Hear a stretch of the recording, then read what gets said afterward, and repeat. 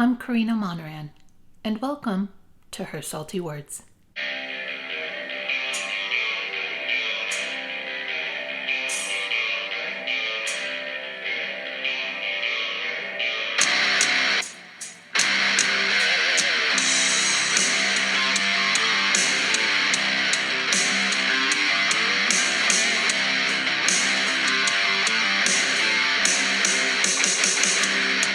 So it's been a minute, a really fat minute, since I've last posted an episode of Her Salty Words.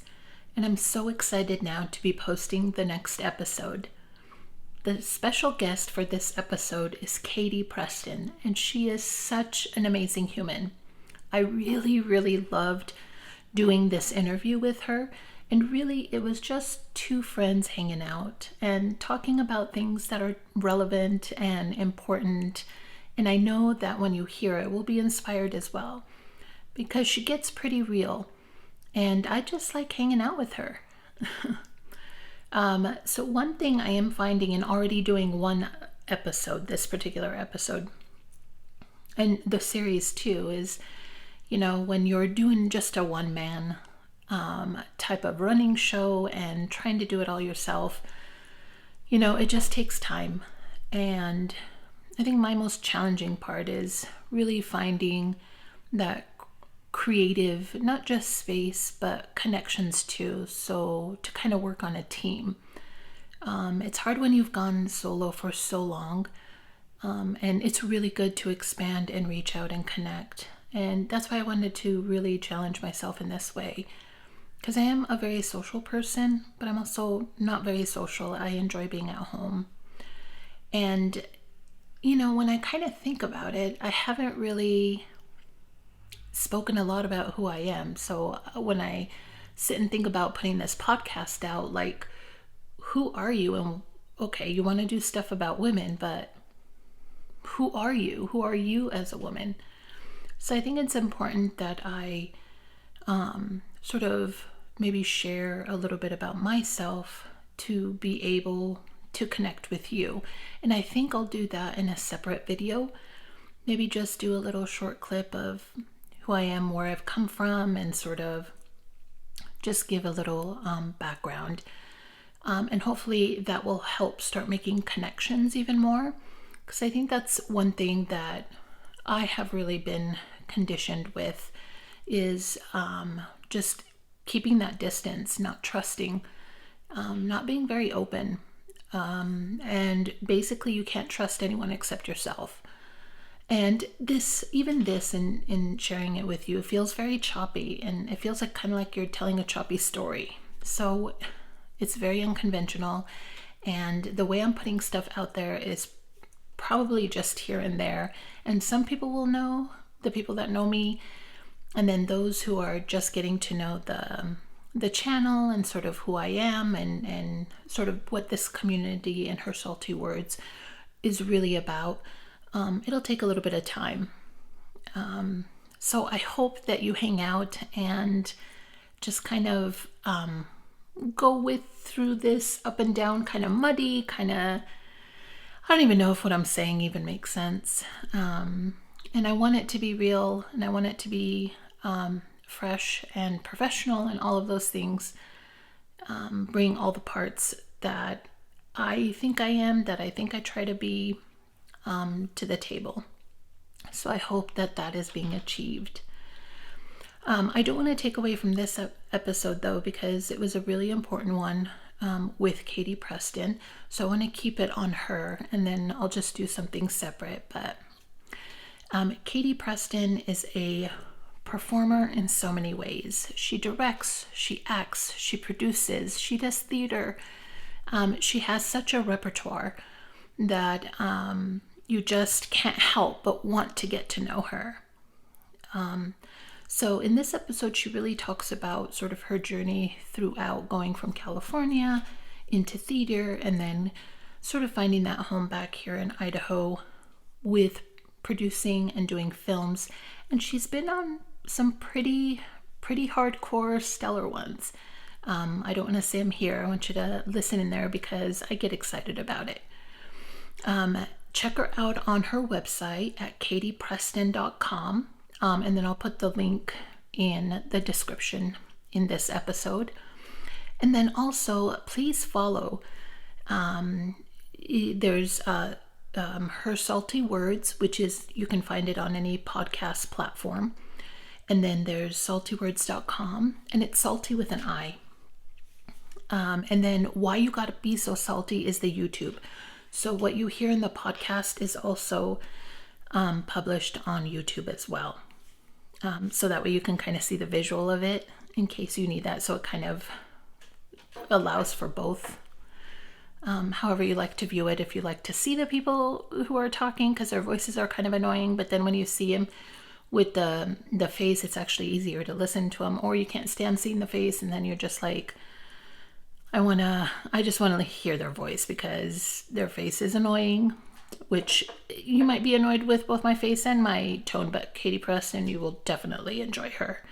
So I'm happy to bring her here, sort of bring the interview that I had with her, and we'll go from there. I look forward to you listening to this interview, and here is Katie Preston. Hello, Katie. How are you? I'm really good. How are you doing? Good. Thank you so much for doing this and sitting down with me today, just so I can gush about you and just be able to post and then just basically share just how awesome you are with everyone. And everybody already knows this isn't like new information. It's just... You're very sweet. Thank you.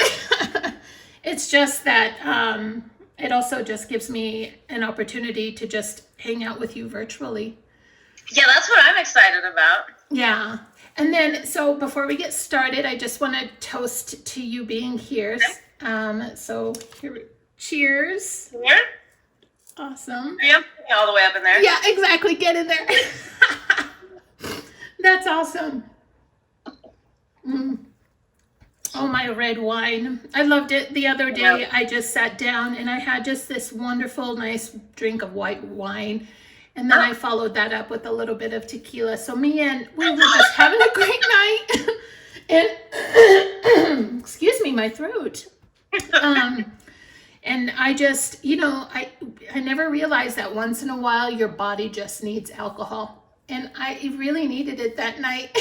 I love it. I haven't really ever looked at it that way, but I think you're right. I never did too, but I tell you what, I didn't even have a hangover the next day unless I'm just in denial. It's possible. But like the next day I felt like my body felt like it was energized, and I didn't continue drinking, the next few nights or anything like that. It just that one night my body was like, I need something. And That's maybe funny. it was just alcohol deficient. Way to be in tune with yourself. Right?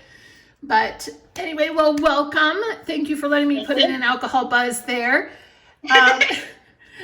Before we dive in, I just want to know, how are you doing? How's everything going? Mostly really good. I don't have anything to complain about. Yeah, I'm busy with work and working on stuff. You're doing some really great things, because I troll you, would that be correct? Except I don't comment, but I'm just constantly following, and I'm seeing all your great images and things you say on Facebook. And I might a little bit later on, so be prepared, gush about a post that you put on Facebook recently that I just adored, and of course I hearted. I wish that there would be more on the Facebook where you could heart I tend to do, or I get confused sometimes because often I want to heart one and laugh at it, and I'm like, I literally can't pick, so I just won't react. I'm like, I can't do both. I know, right? It's too much hard. pressure on. It's a lot. It is. It's a lot. It's a lot out there. But that's awesome. So what the questions and stuff that we have, it's just recent with the podcast, so it's going to be a little bit kind of I want it to be conversational, but at the same time, the questions kind of guide it. So just kind of go with the flow is how it goes. So we'll see how it goes. But really, I just want it to be hanging out with you. So, and then I can ask you all these probing questions, and then you can be and you're editing it, so I can take a second to answer them poorly and then try again, right? Exactly. Good? Yes. That's awesome. Yeah, we're gonna be fine then. Let's do this. Yes. Got it. Okay. So share with me, with everyone, of course, because there's going to be a million people watching. Because you're my guest, of course. That's why they're going to be like, oh my gosh, like Katie, and I'm going to be like, oh yes. But is Idaho like your home base? Are you a native here, or did it become your home base? Did you? Is it a move-in? You know, when I came up with that question, or a move-in, I'm like, that sounds kind of clever, but then I'm like, whatever. Well, that was a really well thought out question, and I like the way you phrased it. It's very nice. Thanks. No, I'm from here. I did, after high school, I moved down to California for a while, and lived there for a couple years, and then came back. And I've lived here ever since. So when you went to California, was it for school or was it for projects that you did? No, it was because I thought I wanted to act, but at the time that I went down there, like I did it in high school, but I hadn't really done it or knew what it would actually take to do it, or if I actually really even liked what it really was. Yeah. And going down there, I learned that it was something very different than what I thought it was, and it wasn't necessarily what I had thought I wanted to get into. And also there was just a lot about functioning as an adult or human that I wasn't doing super healthily at the time. And so I just thought I need to reset, and it's just cheaper to do it here. It's like, I can't afford to find myself here. Like, if you're not chasing film hard, it's hard to be there. Right. It's hard anyway, I guess, but and my heart wasn't in it anymore, so I was like, eh. And then you were able to kind of find that joy again when you came back to Idaho? I did. It was a funny thing, and I've had many periods in my life like this with acting where I get really excited about it, and I'm like, I want nothing to do with it. And it's easier to navigate that ebb and flow here than down there, just because financially, meh. And there's an abundance of projects here too, so it's kind of fun to be able to go in and out of it. But no, I got back into it here and started to get like a little better relationship with what it actually was, and I'm starting to more consistently like it and want to do it and not have this push-pull thing with it all the time. I hear you on that. I totally understand that. A lot of people I talk to do, and it seems like not something. I'm sorry, I feel like I'm cutting you off. No, not at all. I feel like it's not something that really gets addressed or accepted until it's brought up. But because I feel like a lot of times you have to present this front of, this is all I want to do, and I'm going to accept nothing less, and I'm just chasing it. But I don't think as human beings we're wired to do that. Like, our moods change, like our emotions, things happen in our lives that like something else is important now. And I just think it's important to be a well-rounded human and be like, and I remember when I was in LA, the people that I was jealous of were the people in my acting class that were like, I'm going to go find myself as a human and go live in some other place for like 2 years. And I'm like, what? That sounds really cool. And I'm like, but I'm an actor. I have to do this. And I don't think it should be something that limits you, I guess. I don't know. I'm with you there. I'm totally with you. So when did the sort of like stir to want to lead toward performance begin? How old were you? And did you do anything in school that kind of took you down that route to head toward California? Yeah. I started dancing probably when I was like 6. And it was one of those things where like we went and saw my cousin performing in this little group. And I, like, in all honesty, I don't know if I was jealous of the attention she was getting or just thought it looked fun or what, but I'm like, I want to dance. And so I was a dancer all up until high school, and then I got sick and couldn't dance anymore. And that's when I started looking into acting. I was just like, this is another way to kind of perform and do stuff. It's hard to look back that far, but and remember exactly what I was thinking, but I was also starting to get, turn into one of those people who just got lost in movies as an escape. And I think that's kind of what fueled it probably for a lot of people. But again, I had no idea what it really was. I did a couple plays in high school and then was like, I'm moving to LA, and learned a lot more. That's awesome. The movies, getting lost in the movies, I totally get that.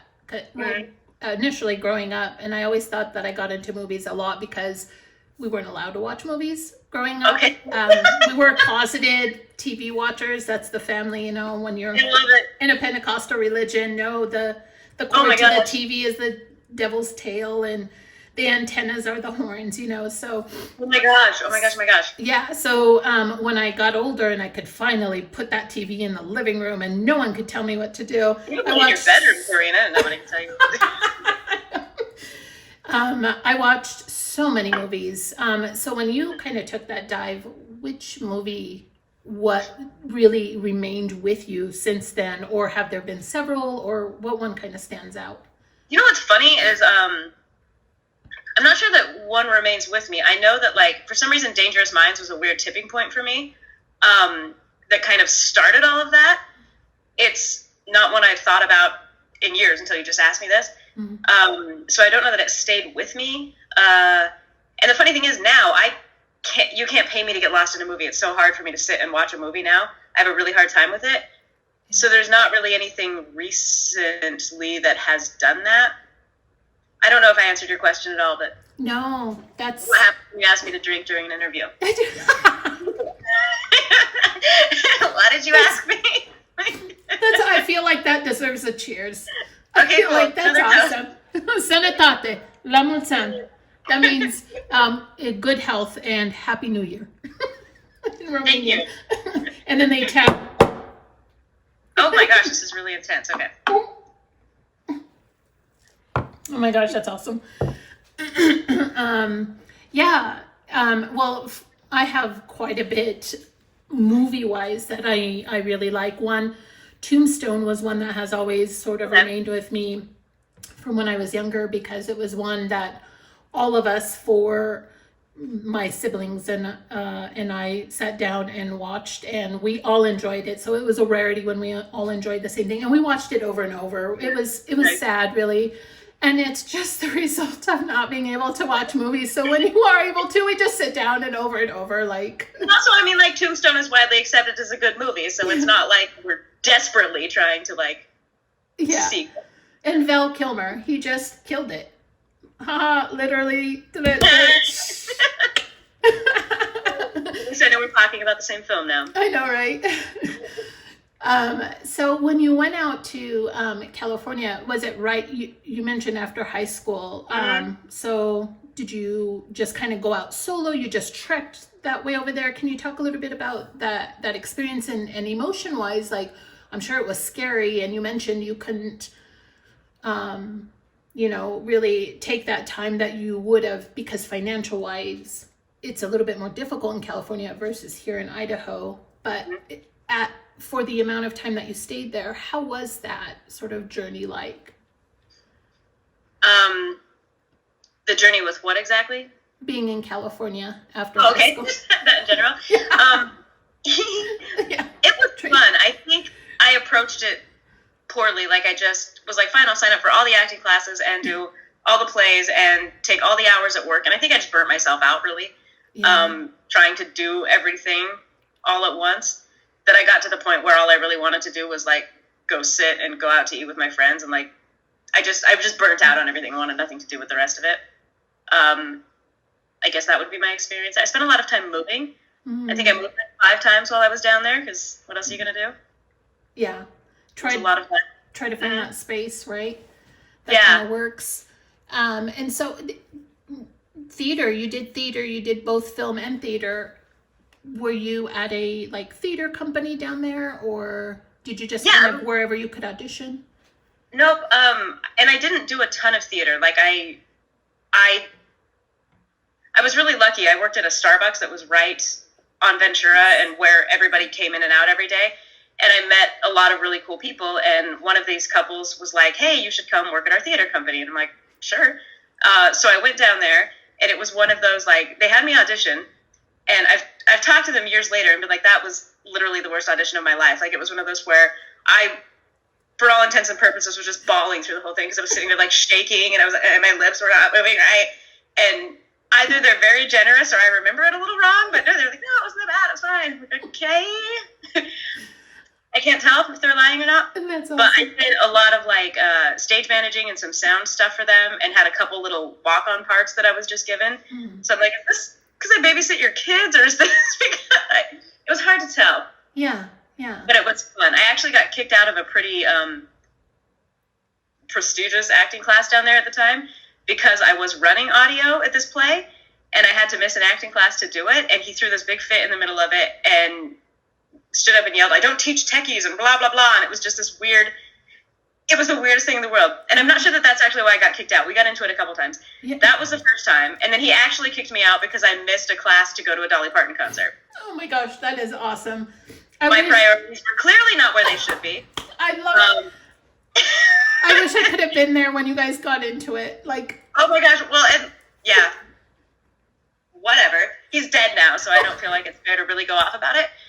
But it was weird because I was like, I grew up as teacher's pet, so to have this guy like hate me so much, it was just like, because I was running sound and like Dolly Parton, I was very confused. I would be too. Well, the atmosphere there is kind of, I mean, different too. At the time, did it seem like cliquish? Yeah, I mean, but I don't think more than anywhere else. Like, I think that's something I've seen everywhere I've been. Mm-hmm. What was harder for me there, and it's something I still don't tolerate very well in people, is just this attitude of, well, I know the right way and you're doing it wrong. And I don't understand that. I feel like the second you say that, you're going to be proven wrong, or you're like asking to have something else show the other side. And that was really my first experience of seeing that. Mm-hmm. Just kind of like, I'm right, the world is wrong, I know everything.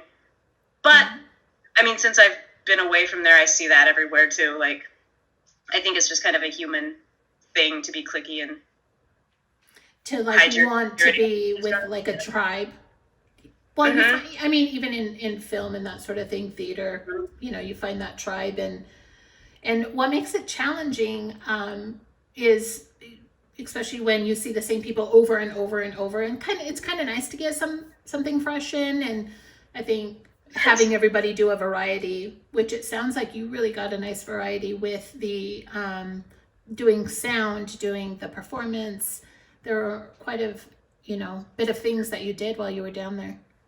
I think that's fun. And, you know, those are the people that I think the most of that can, the project I'm working on right now, like I am in awe. Like almost every crew member we have can rotate through any position they need to. And I'm like, somebody needs help and somebody else knows exactly what they need. And I'm just like, this is great. Like nobody's sitting here pulling an attitude and saying, well, it really should be done this way. I'm like, yeah, I feel like it should be done however it takes to get the job done. Like, well, exactly. And then listening to how not just the performance, but the creative project itself is coming alive. Like listening to the characters, to the story, and what works best for it. And it sounds like everyone's pretty flexible with the ebb and flow. It's going really well so far. That's awesome. It's great to have good chemistry. Yeah. That's really good. Yeah.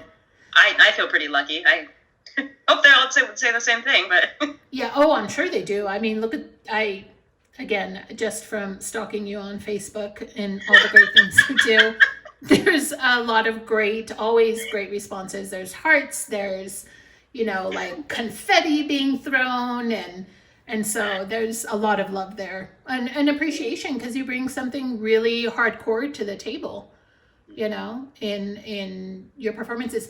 I mean, and we're jumping a little bit here, but it makes me think of the Actors Workout. That's where I feel like where we sort of crossed paths the first time was in Actors Workout. That's the first time I met you, yeah. Yeah, and you were really diving in performance and doing a lot of things then, and I was starting to tap into the directing side there, and not just the performance. And I had you in a group with another dude, so it was you and the dude, and just the scene that was chosen. In fact, there were a couple different ones. One was from The Good Wife, and then one was from The Closer, I think.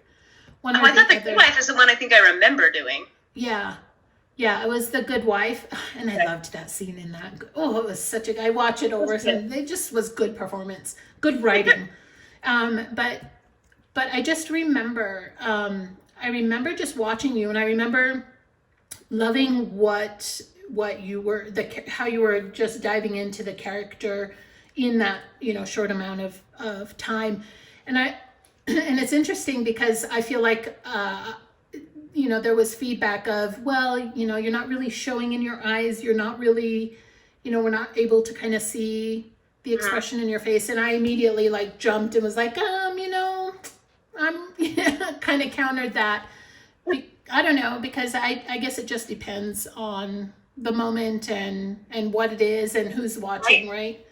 But I know I loved it. And so that always remained with me. And I thought, man, I need to hang out with her a lot more. So I'm like, what's the best way to do it? Just follow her on Facebook and see what she's up to. And then when it comes time again, I'll just throw out something. Hey. That was still the best, though. It's that hey you threw out. I was like, perfect. That's great.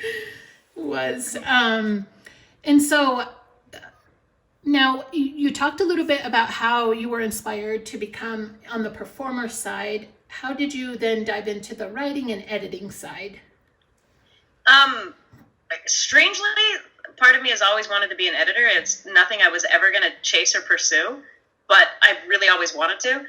And that happened when I was working at one of the places that did like all of the food videos and stuff. And we were using an editor out of LA who's still a very good friend. I love him. But there was just some issues with getting the files back and forth all the time, and the speed at which we were moving sometimes, and just trying to work with somebody in a different time zone. So we had a weird Christmas break there, and I was like, I'm going to learn to edit. So I sat there and took this stupid online course sitting at my desk in there, and just kind of started slowly taking the food videos over so we could do them there, and have branched out a little bit. Like, thank you. I've gotten to do like my first short now, and then a bunch of music videos here and there, and then the web series I'll be editing too. Wow. Yeah. That's fantastic. It's awesome because it's like you want to learn as many things as possible. Just whatever's coming in your path, you seem to like be really driven to try new things. I like it, and I think it's something that took me a while to realize is okay, and doesn't mean that I'm scattered or unfocused. Mm-hmm.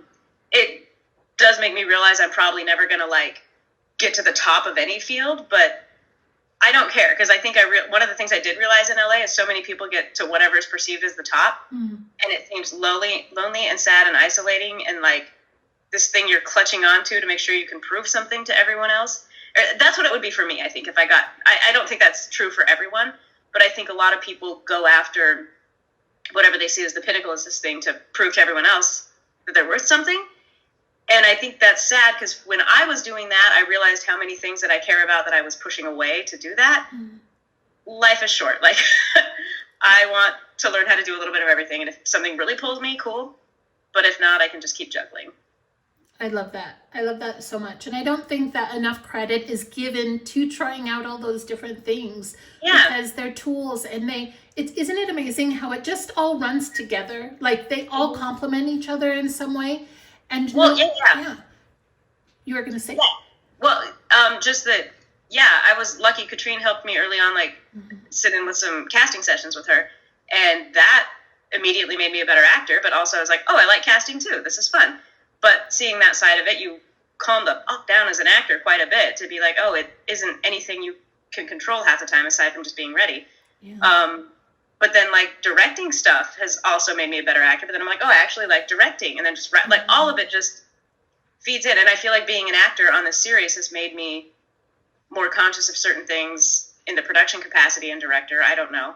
I'm still probably a little bit of a basket case with that. But, no, they do all totally feed into each other. And it's a way to keep busy. Like, there's not probably enough roles for you to be acting all the time, or, like, enough for you to be directing all the time. But if you can do different things, you can just keep playing. Well, and I imagine it allows for story too. Like, it really probably, puts out nuggets of ideas for you too, of things, to kind of run with or try or think about, whether it's like writing or, like you were saying, it all feeds together. Seeing when you direct, maybe that feeds into like editing in terms of, how an angle should be, or the production side. That 100%. Yeah. And that's played in, like, knowing I'm editing this web series. It's been beautiful having Brandon on this, because I feel like he and I can communicate really well. So it's nice to be able to drop my editor brain while I'm acting and just be like, he's got it. Like, don't feel like you need to be watching the monitor. Like, just fucking do what you're doing. Right. It's fine. I didn't ask you about swearing on this. Is it okay? What's that? I didn't ask you about swearing on this. Oh, no. Didn't you? I mean, well, not that I expect everyone to notice details or anything, but on my little thingamajigger for the podcast, the picture, it says, I'm a ray of fucking sunshine. Perfect. So that's right there is the permission for everyone to just be free with their cheesecake. I think it's delicious, so it's okay. All right, and then. Yeah, but thanks for asking, though. But that's fantastic. That's wonderful to be able then to give your full focus on the performance part of it. Know that you have someone that you can trust, being able to do the edits and still be able to have sort of that teamwork and sort of input. Obviously, if you're editing it too, you still want to have it sort of your style and through your eye that you're envisioning. Totally. He's great about like talking stuff through and letting me see. I don't know. Like I feel like we're working very well together, and I'm grateful for that. And it makes it easy to focus on what I'm supposed to be doing. That's fantastic. That makes for just a really positive experience. In your web series, how far into it are you? Are you through episode 1, or how's that coming? So, much to my chagrin, we are not shooting anything chronologically. So we just started. We shot this past weekend. I don't know when this is airing, but February 13th and 14th were our first 2 shoot dates. Yeah. So we just got started, but we stayed on schedule and are right where we should be right now. That's good. I like that. Like, we're doing a really great. It's like, good job, Katie. Good job. I know. I don't want to get cocky, but so far so good. Good. The snow is funny. Like, we've had to pivot a little bit because of the snow and be like, well, let's just try to not show any windows until we absolutely have to. That's awesome. All the adjustments you have to make.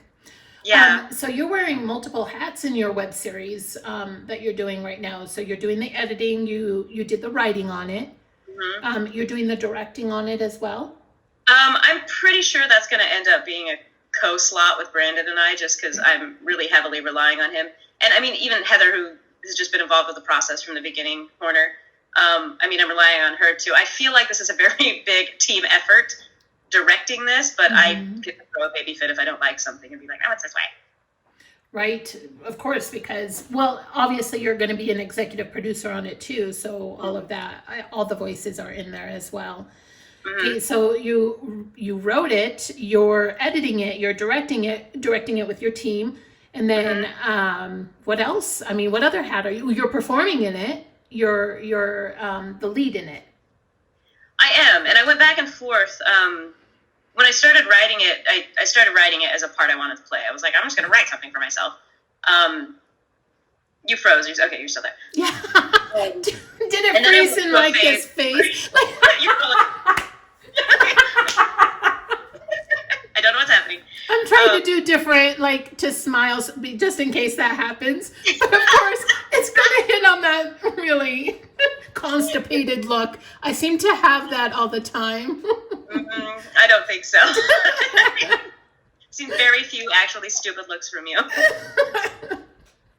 Oh my gosh. It's funny. But you were saying. Wasn't I? I did go through a pretty heavy phase where I did want to cast somebody else to play that part, because I knew I did want to direct and edit it, and I've always been really whiny about people that do too many things on projects, which is, again, why I will never sit here and say, I know the way to do this, because I think I was too whiny about people doing everything on projects, and now I'm doing it. So I just think you're asking for it if you say you hate something. I understand what you mean on that. I understand. But sometimes it is valid. It depends on, who's, what's happening. And so I think and that's what happened. Like, there's a tiny part of me that still wishes I'd have recast this part, but I'm also having a blast, and I think we have a damn good team in place. So I think it's going to be okay. Agreed. I think everything, it sounds like it's falling into place really nicely. And with everybody going with the ebb and flow, it sounds like a really wonderful. I am so excited to see, once you are finishing it and make it out for all of us to be able to view. I'm going to be there, like, liking it, like, whoa, go. And if you don't like it, I'll be like, is she just stalking it and not liking it? Or what is she doing? I'm going to wonder, Corina, every post that you don't like, I'm going to wonder if you just didn't see it or if you're hiding. I know. It's me. If it was me, I would like every single, I literally have to like span it out because I am worried that if I like everything, I'm going to look like I'm that person. Like, No. I would do that, you know, but, and it's funny, like when other people do it, like they do it much better than I do. But for some reason, when I do it, like, just do it with more confidence. You're fine. maybe that's what it is. Maybe it's just me worrying about me. Like, don't do it anymore. You know, well, or like especially on Instagram where somebody will have like multiple ones come up. I'll be hovering and about to like it. And I'm like, you just liked 2 of their other posts. Love it. You look eager. Yes. That, no, I mean, not you. I mean, me. When you said that, I'm like, that's how I look. Like, oh my gosh, I'm so thirsty for more. Like, when are you gonna post your next one, Katie? When, you know what I mean? I'm gonna start baiting you now. Oh my gosh, that's so awesome. I know now, and now I just know I'm going to be online because, you know, it's so weird that you can track people when they're online because that stupid green button that comes on, right? So, it's like I get on, I'm like, oh my gosh, they know I've been on. And, you know, it's... Yeah, and it tells you like how long since they've been on. Yes. Like, they were 24 minutes ago. What are they doing now? Why did they log off? What? Right? Or like I'm sending a message, it shows active. Oh, and then you get on and send it, and then it shows logged off. I'm like, did they log off because I sent a message? Who does that? So I saw this thing on there though in your settings called dark mode. And I interpreted it as they can't tell if you're on or off, but I don't know if that's what it means. Oh, do you know what that is? I do not know. I'd have to look at it to know. I kind of wonder because dark mode makes me, I was going to grab my phone, but I can't because I'm using everything. Oh, never mind. I was going to try to test it with you right now, but we'll do it later. But dark mode on iPad, on iPhone, is the, Are you okay? I don't know. I just can't get my words out. Just use your words, Corina. Just use your words. Salty. They're too salty. Salty. I love it. Oh my gosh, I love that.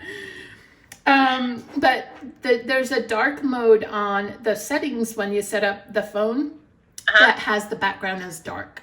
Okay, yeah. So I wonder if that's what that makes me think when I hear dark mode. But Facebook, you know, just in their creative ways might mean something different. I mean, there's got to be a way to hide that so people can't see your green dot. Yeah, or I wonder if it's like IKEA, where IKEA is designed and they actually have a document, which I read an article and saw the document at the executive level that talks about how to set up the store so that way couples will get into a fight. By the time they leave, they will literally break up or just have severe relationship problems.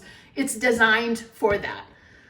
And so, yeah, I wonder if Facebook is designed to make insecurities creep up in a person and just explode. What bothers me about IKEA and the potential that I bet you're right with Facebook is that somebody is getting paid to fuck with people. And I'm like, I just think that's one of the ugliest parts of humanity. Yes. The desire to mess with people, especially for profit. I'm just like, what? That is so true. I mean, so not only does a couple buy like hundreds of or not hundreds and thousands, but just hundreds or thousands, and then they break up. Not that much. Yeah, like, no. I mean, no. It's like these execs. That's enough. That's enough of that. No more. Taking away your toys. Right. Take the money back, just like GameStop did. Oh boy. Oh my gosh. Which I wish I would have been smart enough to notice that, and so I could have at least made some money. Yeah, right? I gotta do better, man. I just gotta do better. Keep trying, Corina. You're doing a great job. Really. You're so awesome, man. And then let's see here.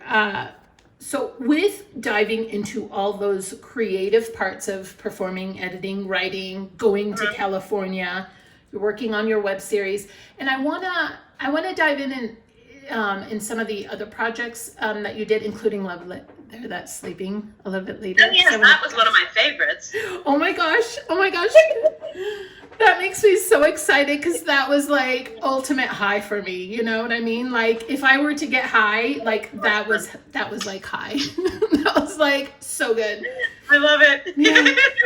That was amazing. That was such a cool process to go through with you. Thank you. Oh my gosh, I loved it so much. And so with all those amazing things you're doing, can you talk a little bit about the obstacles? Is there an obstacle that was quite challenging to overcome, or were there multiple obstacles that you kind of had to, walk through and figure stuff out? So, I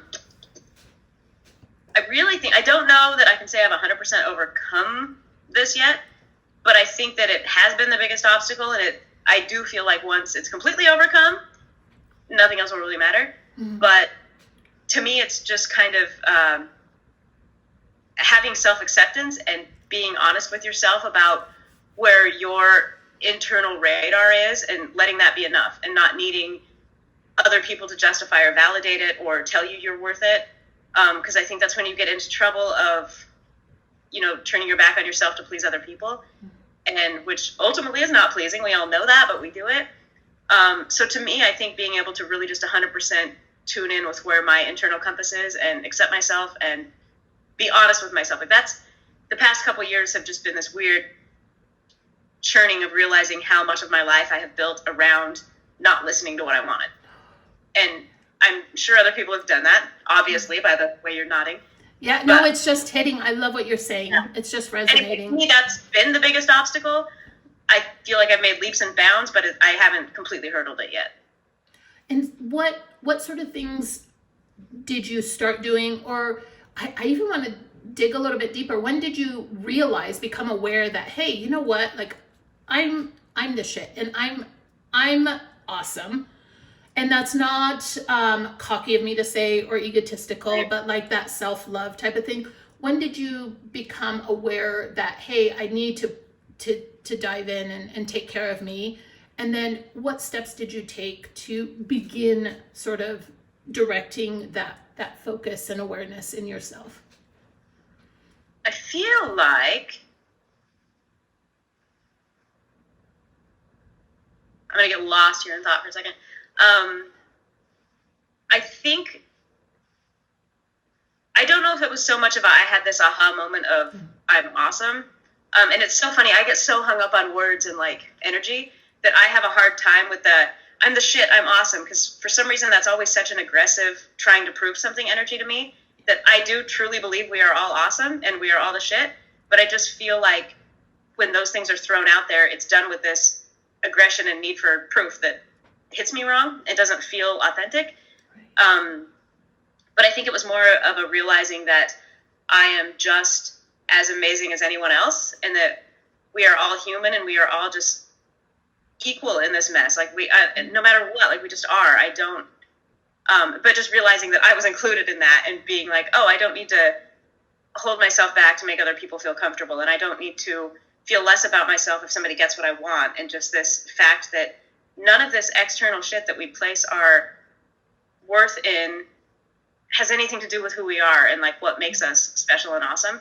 And just really having that land and really realizing it can apply to me too.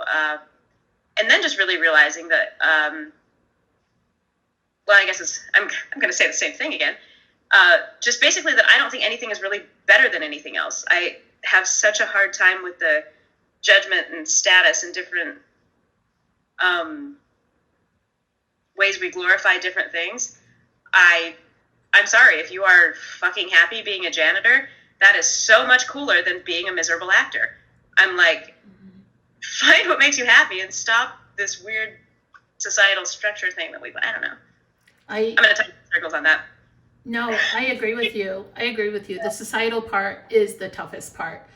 Mm-hmm. What's the biggest challenge for you in that societal aspect of it? Because that's something that is still daily that I think a lot of people, and I feel it very heavy sometimes too, but just that societal expectation, even though it kind of feels too, and I don't know what you think, like we're trying to fight against it, or it's like a contrast. It's like this wave and you're kind of pushing up against it, or you know, the attempt to not let it have such an impact, or at least reprogram the conditioning from that, you know? I don't know if this is what you're saying, but this is what it made me think, is that with the pushing against it, I realized at different points in my life where even when I thought that I was doing just what I wanted to do because I wanted to do it, I realized that was even coming from a place of trying to say, fuck you, I'm not going to do it your way, I'm doing it my way. And it was like, still wasn't true to what I wanted to do, but it was not what they wanted me to do. So that's what I hear with pushing against it, is it just turned into like, I still was taking no accountability or control for anything I was doing. It was literally, I want to piss these people off, or I want them to think I'm amazing. And somewhere inside there, you just puke out any ability to listen to what you actually want. That's the hardest part. I know for me, that's something I even still, I don't know, struggle once in a while, is finding that balance of what you hit it on so beautifully. You know, is it really what I'm wanting to do, or am I reacting to what someone is expecting me to do? Am I doing like the, you know, fuck you or whatever to these people? So how do you navigate that? How do you know what to listen to know that it is coming from you and not outside influences? Right. I feel like that's something I'm still really practicing. And I'm going to sound like a big fat cliche right now, but I'm like, it's easier for me when I do maintain a practice of like trying to meditate and journal and like give myself quiet alone time every day. That helps. But the other thing with that too is what's helpful for me when I can do it is forgiving myself, because I think you're just going to fail at this randomly over and over. You're going to think that, oh, fuck, I've got it, I own my shit. And you're going to see something on Facebook that tanks you, and then you're spiraling again. And it's just like forgiving yourself and not beating yourself up that's been the most helpful thing for me, I guess, is when I get lost in it again, just being like, okay, it's okay. Like it just is what it is. I don't know. I agree with you. That's so beautiful, Katie. I'm with you there, especially the forgiveness aspect of it, I think. And I know growing up for me, what you're saying is making me think of growing up. We were not taught to forgive ourselves. We were taught to forgive others. We were taught to I was taught, especially as a female, make myself small. I had a loud voice. Stop talking, you know, lovely words like you big mouth and that sort of thing. You know, just really know how to shut a person down. It's amazing. It works such a good formula. And you have for the rest of your life until you realize it doesn't need to be. Yeah. Yeah. I think the whole "you should know better" concept. I just think. Yeah. We don't know better. Like we have to stumble through it. I don't know. I love that. Yeah. I love that because it's not a clear road. I mean, even the smoothest road is still going to be a little bit rocky. There's still going to be that pebble that is going to trip you a little bit. Right. And if it isn't, I don't think you're going after it authentically. Like I feel like there's so many times in my life where everything has been done to where it looks so damn perfect, but I was like, I was an anxiety-ridden basket case inside trying to make sure it was perfect, and I didn't fully live in any of the moments that I was having because I was so much trying to control them. And I'm just like, I mean, kind of back to the LA and people going to live in Missouri for a year, jealousy. I would get jealous of people whose lives were a shit show because I'm like, you are out there just living and going for it. And I'm like, I am too scared to do that. And I'm like, so boy, have I fucked up this year, and it feels great. Like, it feels real to be like making mistakes and being like, it's okay, try again. Like, I don't know. And what I hear with that too is not just acceptance in that, but it's important to have people around you that are of that same acceptance in terms of, I mean, it happens, it's okay, and kind of ride the wave too, because they're self-accepting themselves, so therefore they can accept others, you know, sort of around them. It has been fascinating to me how much I think the people around you are such an impact in that, I don't know, and so important in how you can move through some of this. Like, I equated something recently to, somebody trying to get over heroin addiction, when their best friend's a heroin addict. And it's like, you can't, that's fucking rough. And I think a lot of us kind of do that. We get to this level where we want to kind of drop a behavior we've been doing, but we've surrounded ourselves with people that enforce it and live it and breathe it and almost turn it into something that you have to do to maintain this relationship. And it's hard. Yeah, I agree. Gosh, such a fine line to kind of ebb and flow through it and find that balance and then keep it consistent, because, you know, I know for me, I struggle when people come in and out of your life. Like, you know, how long is a person meant to stay in your orbit, and then how each of you orbit out or stay, or you really want the other person to continue, or you want to orbit around that person, or however the orbit works, right? And then it's like there's something more beyond that says, nope, you finish. And it's so hard, but it's so beautiful when you can let that go, because it's holding you both back from where you need to go. And I wish that it didn't have to be like a hurtful thing. I wish people could embrace more, hey, this hurts, but we can do it with love, and maybe we'll rejoin something. I don't know, but yeah, I've just watched so many people, and myself included, and I don't want to say waste your life, because you're learning from whatever happens. I think if you stay in something too long, you're still learning something you need to from that.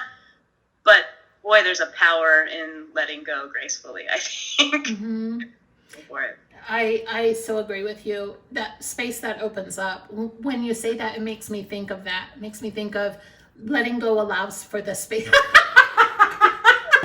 I don't know if I could say it, or are you going to cut it? I don't know. I would so keep it in. I love that choice right there. If that was like a performance choice. I want to hear what you're going to say, but I can't listen right now. No, go ahead. Do it. Do your thing. Okay, yeah.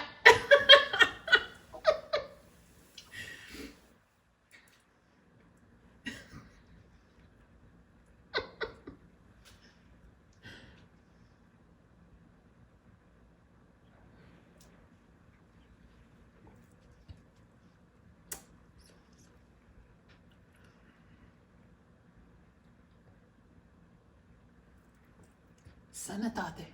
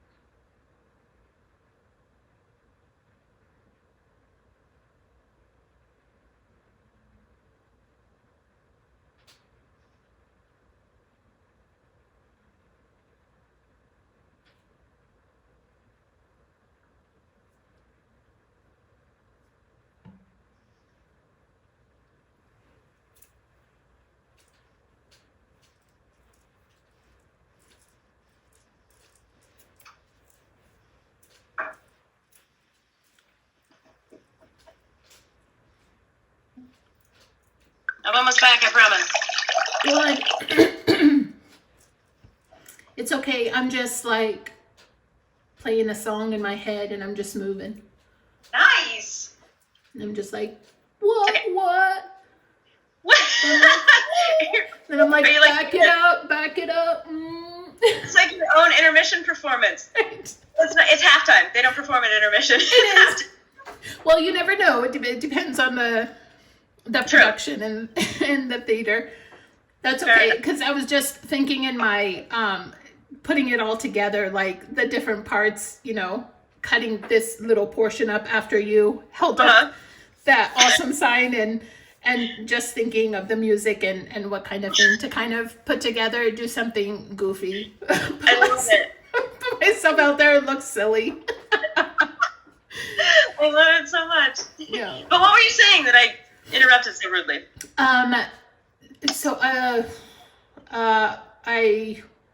We were talking about the being able to, the space. So I was just continued being inspired in terms of what pops in my head when you were describing letting go and how beautiful that can be. Oh yeah. And the space that opens up from that for both, sort of parties when that happens. It is beautiful. It's also so sad and melancholy, all of it. There's so much emotion in that, Yeah, but even like, to me, I think to have authentic sadness and melancholy is, like, to me, that's still really beautiful. It's better than having that weird, jaded, I'm clutching on too hard life. Because I don't know, like, to me, I think anything that's happening authentically and real, I'm like, okay, you're living, you're doing what you're supposed to be doing here, you're going through it. It fucking hurts, but so does hanging on to something you shouldn't, and so does denying reality, I think. Mm-hmm. A different way. Maybe we're more comfortable with that discomfort, I don't know, but I don't know. I don't think pain is bad. Yeah, no, I'm with you there. Yeah, and I don't know, it's, for me, I know I learned the pain aspect of it, the beauty part, when you can embrace it and let it sit there instead of pushing it away. Yes. Just the feeling of pain, outside of whatever situation is going or the person. That was always something very difficult for me. And a lot of it was conditioning once I realized, sort of where it was driving from and why I was doing that. The avoidance of that. It's just so interesting. Humanity is, so I guess, I can understand, whoever wanted to create us and why. Maybe they wanted to live through us or something. Who knows which species. Popcorn now, like, yeah, what's this? What are these fuckers doing now? Thank goodness Eve ate from that fruit of wisdom. It was a good thing. Opened up her mind so much. She gave birth. Right. Literally and figuratively. Men were so jealous they called it a sin. It's just amazing. Oh my gosh, LOL. So on the counter of, with the obstacles, what's your biggest accomplishment or accomplishments? That's it's kind of hard too. I think, like, to me, it's tied in to that. It's getting to a place where I'm more willing to risk being judged for being authentic than being so stiff from trying to control things. Mm. Like, to me, that's probably the biggest one, I think.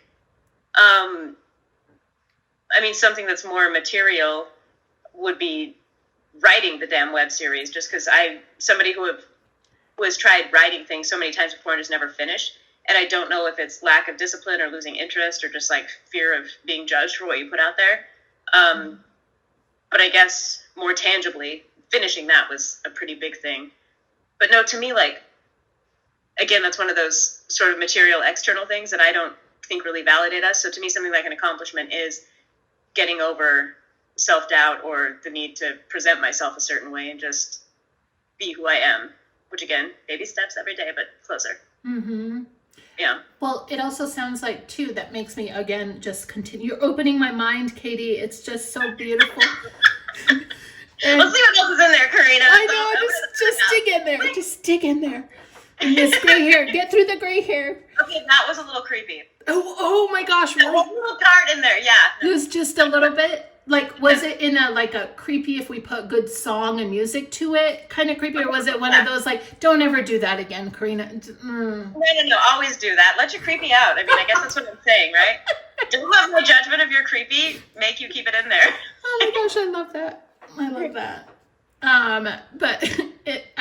it it kind of also sounds like in order for that creativity to really flow out, the timing of it too with your web series, being able to go through that journey and continue working on that process of self-acceptance and continuing to overcome self-doubt sort of gave birth and allowed this to flourish, all these creative projects that you're diving into more from more of an authentic place versus I'm out to contrast someone or prove something. Yeah, right. That's awesome. See here. So I don't know if it's you didn't do much theater, you said, but you did do some more film production writing. What is the most difficult scene you've had either to perform or write or do something with? Okay. And let me clarify that. I did a shit ton of theater here. I didn't do a lot of theater in LA. Oh my gosh. We need to talk about that too. But just so anyone I did theater here with is not like, you're lying, you did a lot of theater. I did. I'm trying to think most difficult. Like emotionally, there's a couple scenes in the series that were really hard to write. And I just kind of got to the point where it was like, let it out as it's trying to come out, because you don't have to share it with anybody after that. Just get it out and then see what happens. Yeah. Performance-wise, I think maybe the hardest was the scene that I did do in Yellowstone. I was really sick and in a shit ton of physical pain. So that one was hard because you hurt that bad and you're trying to do things. So I was kind of like shutting down, but then you're acting and you're like, so I have to be ripped open here. And it was just, that was really hard for a variety of reasons surrounding that pain. And also the music video that Z and I did with the motorcycles up on the highway, that was just kind of hard too, because we were like trying to navigate motorcycles and filming in and out of traffic. But yeah, I guess maybe those. I want to touch base on Yellowstone and the motorcycle one because, oh my gosh, like I hearted that so much. I loved it. I know. We're dying to release it. Oh, I can't wait till you do. I mean, like somehow I'm some part of it or like, it's just, I'm excited because it's so good. I'll be waiting for your heart on it, Corina. I'll be like, did you see it yet? Her status shows green. She's on. She's online. I posted it 5 minutes ago. She's been on for like 30 minutes and then she doesn't even come. She doesn't even it's in her For You page or that, her front page. Like, what the hell? Oh my gosh. Good thing I'm overcoming my insecurities, or I'd be like, oh, she doesn't like me now. Did I piss her off? What happened? That's my dialogue often. Oh man. Did I send that wrong? I'm always like, check, is this the right adjective? Even though I'm a terrible technical writer and I got my degree in English. Worst English degree person ever. That's funny. My favorite is when people think like they need to be careful how they spell around me because they think like, oh my gosh, like you're going to edit me. And I'm thinking, dude, I just learned about the comma. Like, it's fine. Just semicolon. Now I know kind of how to use it, but it's probably still wrong. It's not a big deal. I before E except after C, but not always because they lie. That's not right. Yeah, it's not. And when you sound it out, it's not true because there's the silent consonants and vowels. So no, thank you. No. Oh my God. We'll figure it out. I know, right? Just write something on there. It's fine. But Yellowstone was that a series or a movie? Because Yellowstone makes me think that there is a series called Yellowstone. Is it that one? Yes, it was that one. Oh my gosh! Which episodes?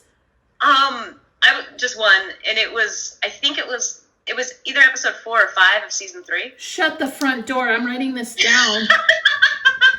Well, if you can tell that I've been crying before we shot the scene. Oh my gosh! Okay, so this is season 3, you said?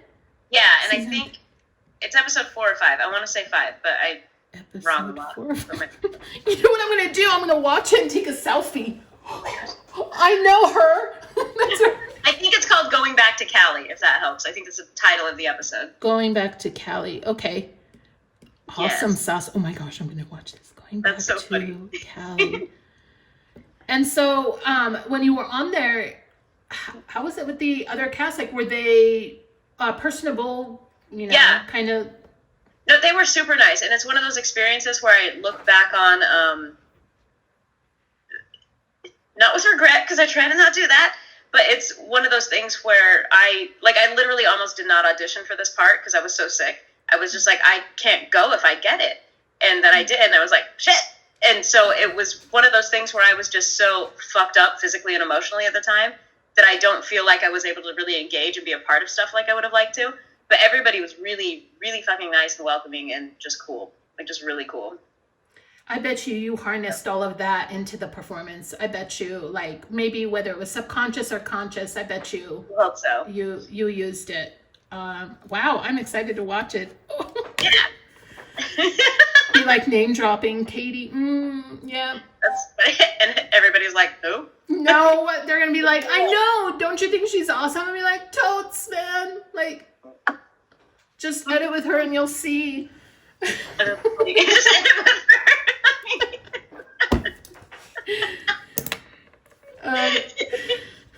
We've almost got a really good shorthand down for it, I think. We do, yeah. It's the best. And then the music video you did with Aaron, talk about that. Like, how did that like flourish, become? What motivated it? I think her and I are both just like ready to release it because it's been like a 3-year project for us. I think we had the idea to do it, and then we were going to do it for a local artist. We wanted to use one of her songs for it, and so we got her on board. And I had a friend that was shooting it, and we shot like almost 3/4 of it. Probably we got so much of it done over a couple weekends, but then something happened. The guy I had filming it had conflicts and couldn't really do it anymore. And then the artist we were using, there was some weird stuff going on there interpersonally. And so it just kind of fell apart. And then winter came, and it's a motorcycle thing. So we waited out the winter and then touched base back with both those people. And they were still just like not interested. One of them ghosting us. We're just like, okay.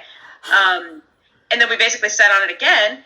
And then I was ready to scrap it. I was like, well, let's sit down and see if we can find footage we can both use for our reels and just be done with it. And somehow, in that conversation,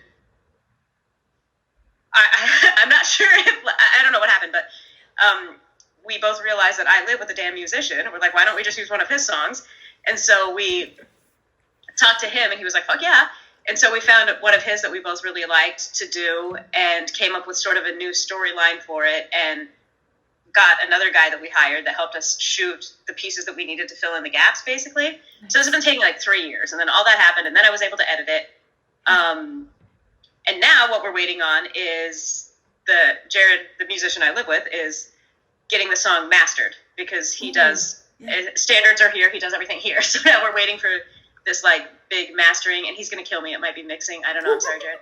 It's one or the other. He's waiting for the song to come back in a better form than it's in. And as soon as that's done, then we'll release it. Oh, fantastic. How exciting. Well, you showed it to me, you know, and so like, I feel just so Your excited. reaction is my favorite thing in the world. Like, I could not believe it, dude. I kid you not. Like, when you watch it, like, you can feel it from just my mom said the same thing, yeah, just the first moment, and you don't know why. There's no, like, nothing giving you warning, or it's just you're immediately like hooked in, and then you literally get on the motorcycle with both of you. Yeah. But for some reason you're just drawn to one over the other, and you can't figure out why at first. You're just like, no.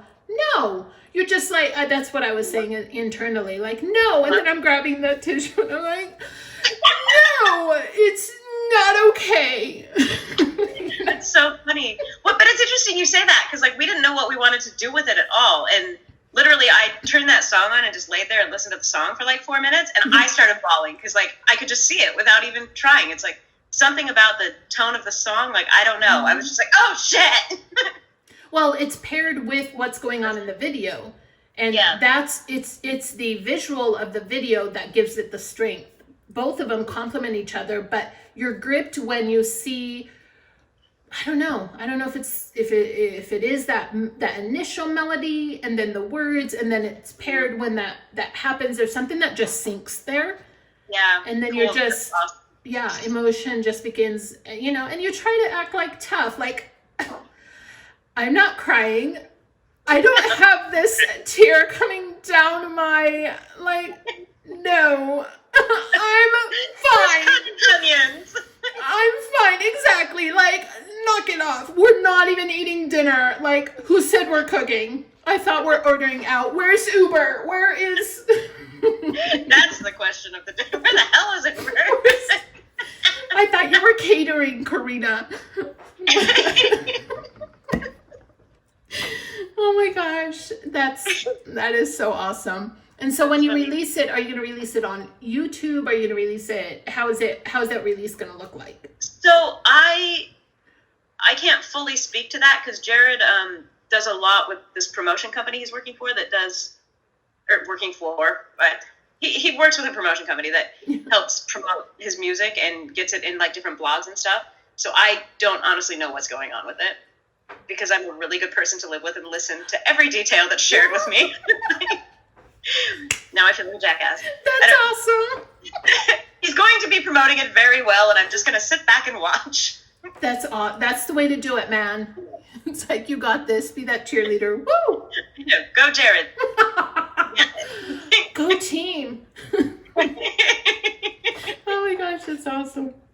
Mm-hmm. So you talked a little bit about, wait, did I already ask this, the difficult scene? Yes, because you talked about Yellowstone, and then also the motorcycle one too. Yeah. Those were kind of difficult. Then what has been your favorite movie, commercial, theater project? Oh, and I want to dive in, before we even ask this question, let's talk a little bit about the theater, the theater part that you did here in Idaho. Okay. Maybe even let's start there. Can you talk about how did you get it in it here? And then do you still kind of dive in it? And then which one kind of was your favorite?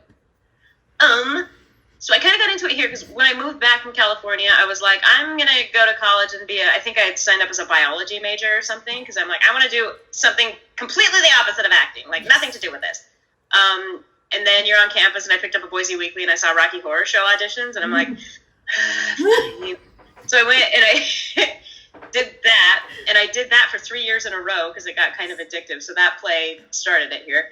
And then I did a bunch of other stuff with it. I don't know. I mean, to list them all would be silly, but that one was fun and will always be kind of special for me because 3 years in a row, and it was just kind of cool. Your little family with theater anyway, but that one was really fun. Mm-hmm. And I'm trying to think the last couple things I did, because I don't do a ton of it anymore, and it's partially because it will take up 3 months of your time. And I'm so lucky I work in Utah a lot, and it's like I can't commit to 3 months of unpaid work to say no to go down there for something. Do you know what I mean? Like it's just I do, yeah. Sort of a financial conflict almost, but I love theater, and I don't know if I like it better than film, but I really do like it, and I love when I do have the opportunity to do it. I've been lucky and done like a couple Alley rep shows, I guess, in the past. Mm-hmm. Those have been some of the more recent ones I've done. I really like working with them. And then Platform, when April was here and had that, we did Snapshots. It was just this weird little series of things. Yeah. And that was really fun. That was awesome. Nice. I love theater. That's fantastic. Yeah. And then what about commercial? Speaking, you go down to Utah quite a bit and have work there. Is there a favorite movie, a short film you did down there, performed in, commercial? Yeah. That sort of thing. One that kind of stood out. There's all of the above. The I guess like most nationally received one, I'm not sure how to speak right now, but the one that's getting the most attention is I did a feature down there it's almost 2 years ago now, and it's picked up for distribution, but they haven't released it yet because it's still like running the festival circuit. Mm-hmm. But it was Patrick Fugit was in it. Like he was the only one I really had scenes with. at kind of a smaller part, but it was really cool, and it's doing amazing. They're winning a lot of awards. It premiered at Tribeca last year. It was online. Awesome. Like Ellen and I were going to go to Tribeca and like watch this, and then COVID happened, and we're like, but man. it did premiere there online, and it won. I'm a jackass. I don't remember exactly what. I think the cinematographer got something for it, but it looks beautiful, and it did get picked up by a distribution company. I don't want to say it wrong, but I think it's like Dark Sky. So that will be hopefully coming out this year where people can see it. That is fantastic. And what is the name of said film? Oh my gosh, it's long. It's My Heart Can't Beat Unless You Tell It To. Okay, I'm just writing this down. Excuse me, just a moment. My heart can't beat unless you tell it to. Mm-hmm. It's really cool. It's touching and creepy, and like I'm not a big horror person. Yeah. But it's touching and creepy, and it was one of the coolest teams of people I've ever worked with. Like, these guys are amazing. That is fantastic. How wonderful. Another one that I can watch out for and just continue stalking, you know. I feel like that has to be it for you. Yeah, like it just Corina, you just like check that out. The blog is password protected though, so why don't you get on there and try to figure out what the blog password is, and then we'll know how seriously stalkery you are. If you can stalk me enough to get into my mind and figure out my password. Right. All of a sudden you see a picture posting and you're like, what? What? Bitch did it. You'll be on production on your web series. What the fuck?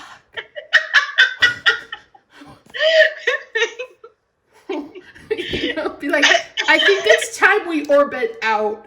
Right? That's exactly how I would handle that too. Okay. Oh my gosh, that's awesome. Oh, that's so good. And then commercials, I mean, you've done everything, so have you done commercials as well? Yeah, I used to do a lot of commercials here. I don't do that much anymore. I did, down in Salt Lake, I did I think it was like an internet commercial for a deodorant ad. It was really fun. It was really long, but it was a commercial. But that was another just stupid cool experience. To do that, and it turned out really funny. They did a good job with it. It was kind of in like the poopery style, but it was snarky and fun. So I liked it. That's fantastic. Yeah. I love that. Is there a commercial, the deodorant, it sounds like this one that you're talking about, but is there one that kind of really stands out where you're just like, I'd do that again? I would 100% do the deodorant again. Yeah. I'm trying to think if there's one that stands out that I wouldn't do again. Like, I got to be the lottery ball for a few years. So in some of the like Powerball commercials I would. And one of the things that was really fun is they put me in a harness and strung me up one time.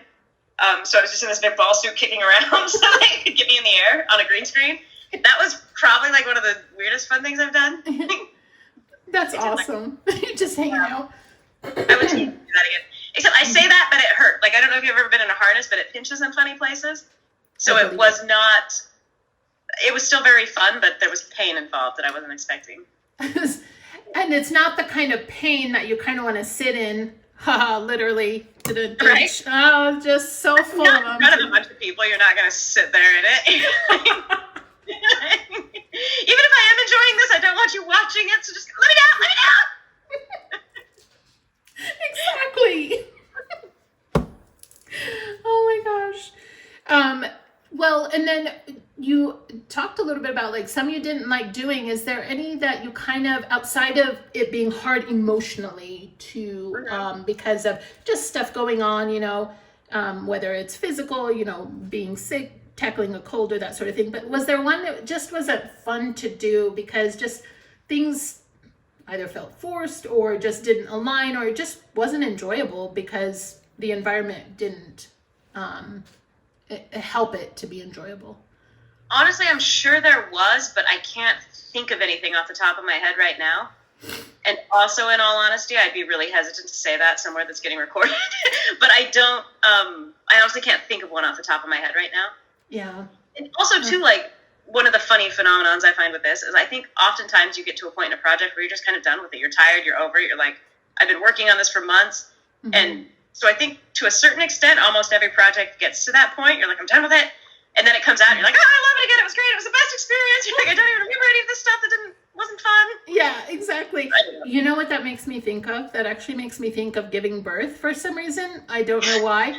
Because, I hear from people, and I tried it a couple of times too.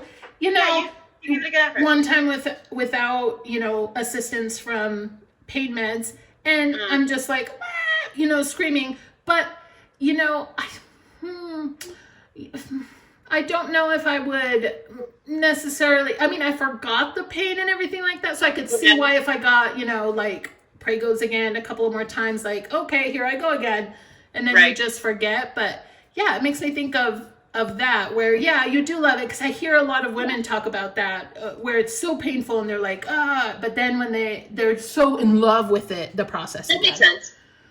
I haven't had kids, so don't feel like I can use that analogy, but to me, it makes sense. Yeah. But see, you're opening up my mind, Katie, in so many different ways, and look at all the different avenues it's going. I know, right? Where is Karina's mind going? It's like birth, stalking, universe, orbits, planets. Where's Pluto? It's so many things. Is Pluto still a planet? Did they deplanetize it and then? Yeah, no, Degrassi. I hope I'm saying his name right. Forgive me, Degrassi. Like, I don't, but no, I don't think it is. In fact, Erin and I talked about it too, where she's like, "Yeah, it's not a planet anymore." I don't know. It was really? I'm like, I know. What up with that? Who said? I know. What is it now? Floating rock? And how does this affect our birth charts? Like, so Pluto's like a planet in birth charts, right? That signifies some pretty serious shit. Is it just, like, are we just dead there now? Or are we being defined by a rock that is nothing else? I feel like we need to talk with him and have a conversation. I feel like I need that evidence to support it. Like, where's the citation? I mean, I know this is like kind of a women-centric podcast, but could you get him on here? I mean, if enough women have the question, we can get a man to answer it, right? I totally agree. Oh my gosh, I'm going to tell him that. Listen, if it's coming up and we're not even all talking to each other and it just pops in the convo. Well, that's what's funny is I was texting Z all day about something else and Pluto never came up. So yeah, this is completely organic. That's how you know. That's how you know. That's it. I'm sending this clip to him. This and all the other clips.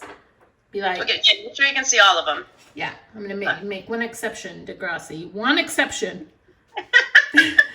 You are the chosen one. Be like, we need answers. Be like, yeah, whatever. So with that, though, when you mention, which is a kind of a nice segue with the podcast being kind of more female focused. Yes. If you were to mentor young girls or women today, just whatever walk of life or where they're at now, regardless of age, whether it's teenager or 20s, even women coming to awareness in their later years, 30s or 40s, what would be some advice that you would give them in navigating through life, especially here in the United States with everything that's going on? It's like, you can do this, Corina. You got it. Write it down if you have to. Use your words written or just get them out. Oh my gosh. But I think I did hear you. And I think, again, I feel like sometimes this is sort of an unpopular opinion, but I have a really hard time. I guess maybe it's because the way I look at it. Something that I would say to a young woman coming to the United States is probably really similar to what I'd say to a young man. Because it comes back to just, really taking the time to figure out who you are and really being true to who you are and what you want and being aware of what society is doing around you, but not letting it mold you away from you. I do think women have different struggles than men do, but I don't know how I would particularly speak to that, because I think if you're focused on authenticity in your center and that woo-woo, that you'll handle the rest of it better. I don't know how to address certain things with sexual harassment, other than like you gotta deal with it the way that's right for you. Which I honestly think is different for some people. Some people are confrontational, some people are avoidant, and I think whatever makes you feel safer, you have to deal with. But again, it just comes back to really taking time to let you be the one that defines you, I think. Well, and I like that an answer could be different, because I don't want like all experiences. They're not all going to be the same. They are going to be different. Some women are going to experience more of that tension in terms of sexism or male to female. And so I'm curious about all of those experiences, because I think it's important to hear every different color of experience, because it could and all... there's different ways to handle them. Like it's not cookie cutter. And so with that kind of segues again nicely. You're doing so great with helping me navigate through all of this. I'm gonna nickname myself Segway. We'll get you one of those segues. That would be the opening. Yeah. I worked on a commercial with a Segway one time, so that's pretty fun. That's awesome.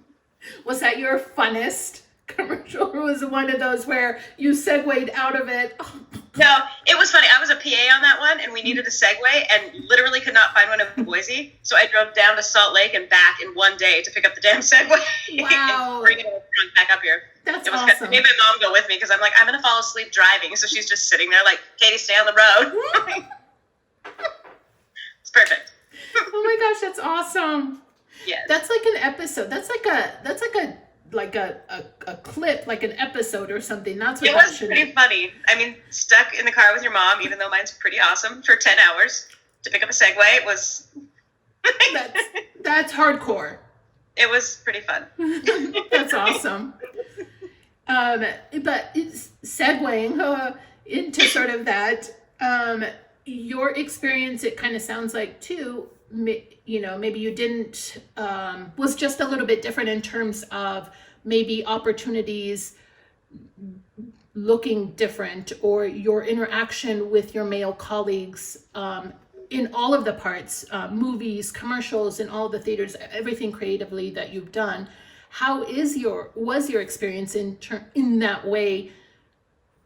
How should I say, alongside with your male colleagues? And did you ever feel like, you know, you were shorted, or something was, you know, taken away, or you didn't have an opportunity because just for whatever reason?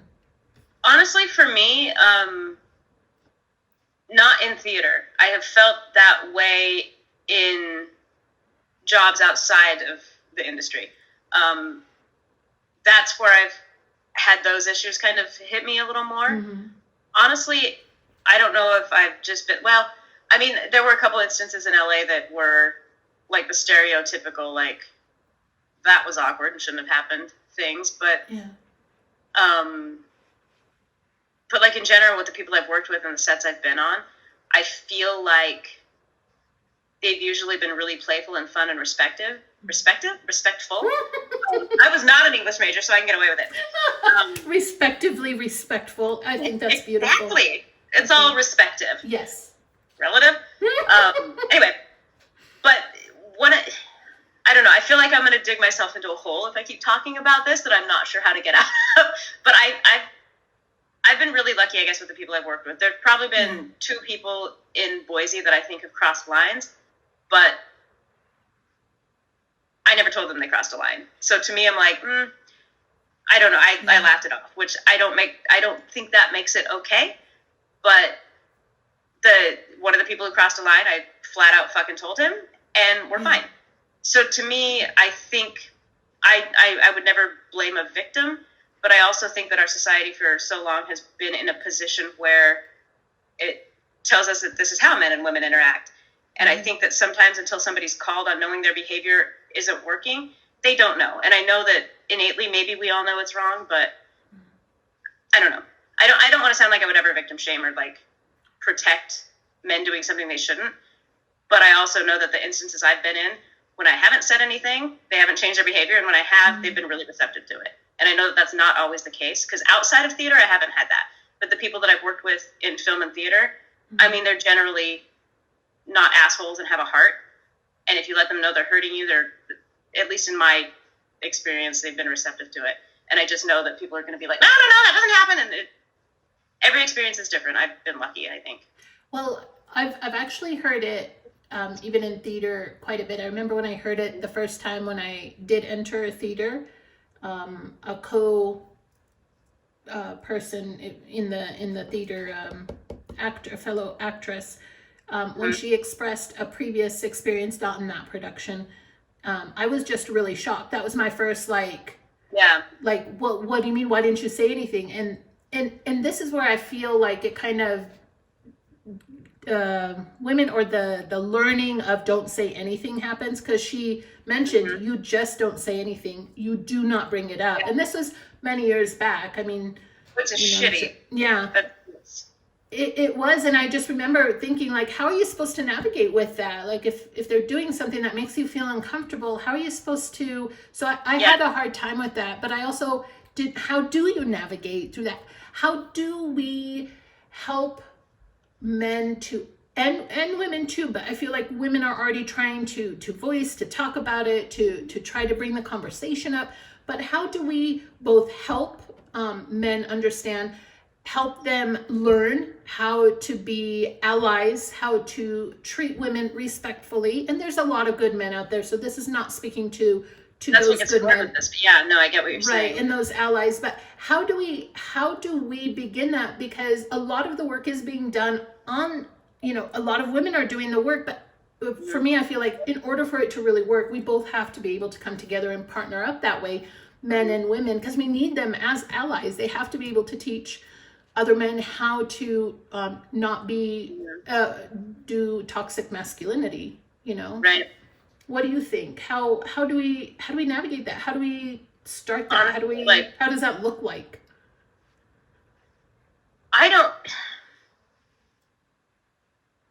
So in my brain, and this is just my brain, and I'm fully open to I'm wrong and not looking at this in a way of somebody who's really been hurt by it. I mean, I've 100% had issues and shit that shouldn't have happened, but in my brain, it seems like it would be more helpful to approach it as how do we treat humans, to treat each other as humans and respectfully, and not necessarily making it this male versus female thing, because I also know a handful of men who have literally been raped, which I know is a whole touchy subject. Yes, yeah. But to me, it's like I've been on sets with people where people just get raunchy on sets, like it just happens. But I've seen men's bodies being treated like meat, and their physicality being pointed out just as much as women, especially in theater, and especially nowadays. It really, I feel like it goes both ways. And so I feel like until we're approaching it as a human issue, to me, it almost seems like approaching it as men versus women, or men and women, almost creates more of this weird tension there, and it almost divides a little bit. And to me, I think to just be like, how do we as humans treat each other respectfully, and realize, don't comment on the way somebody looks at all. Like, I mean, to me, I'm almost as horrified when somebody gives a positive comment about a part of my body as a negative one, because I'm just like, that's not me. Like, this has nothing to do with who I am as a person. Yeah. Why are we using this as a barometer? I don't know if that's making sense. And I'm always hesitant to talk about it, because I don't want it to sound like I'm downplaying anything women go through. Not at all. You're bringing up a really good point, particularly that sexual assault and sort of that body image. Men do experience it as well. It's not just a woman thing or a one gender thing. I know as many men that emotionally eat and hate the way they look as women, and I know as many men that starve themselves as women, and just and it just makes me think, like, it goes back to that societal thing too, where that structure of what a man should be and how they should behave, and the structure of how a woman should be and should behave, it's toxic to both sides. It is. Even though there is data to where, there is more assault, probably because it's also reported a little bit more differently. I wonder if there was more reporting on the male side. We may see that there is quite a bit more inappropriate comments being made, inappropriate gestures, inappropriate advances towards men. In that regard, that's just not being talked about, because it goes back a little bit to that toxic masculinity, as if it's hard to believe that a man could be sexually assaulted or raped, because we assume they should like it. Totally. I mean, especially because they get hard. I'm like, okay, I don't know. There's just a whole shit can there. Mm-hmm. But yeah, I do think women have probably taken it a little harder, but I also think until we can approach it as a human problem and not a men suck and women need help problem, it's a little tricky. But I am also not a sociologist or anybody who really studies this stuff, so I don't know. Well, I don't know. I mean, our human experience is really good. I don't know. Yeah. Not just evidence, but also practice and I mean, we don't get a degree in our human experience, No. But I mean, there's 40 some odd years at it. I know. Yeah. I mean, after maybe 20, 30 years, I think we kind of might have something valid to say one way or another. You know what I mean?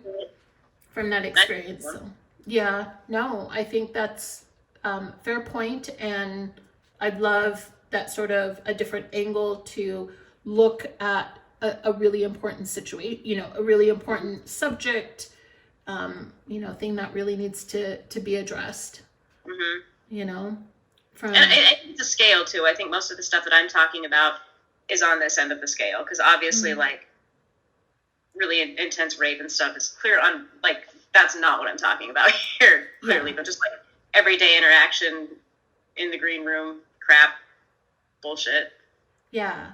How can that sort of be filtered out a little bit, redirected? Is it necessary? Why do we go there? Why do we tend to go there? It's like kind of automatic sometimes. I know, like, I've done that. Mm-hmm. I was in a theater production where I did that. And then all of a sudden when the person kind of, smacked me, I'm like, what? But then again, it's like, but there's that fine line again. Right. No one said it was okay, but then there were mixed signals. So where do you...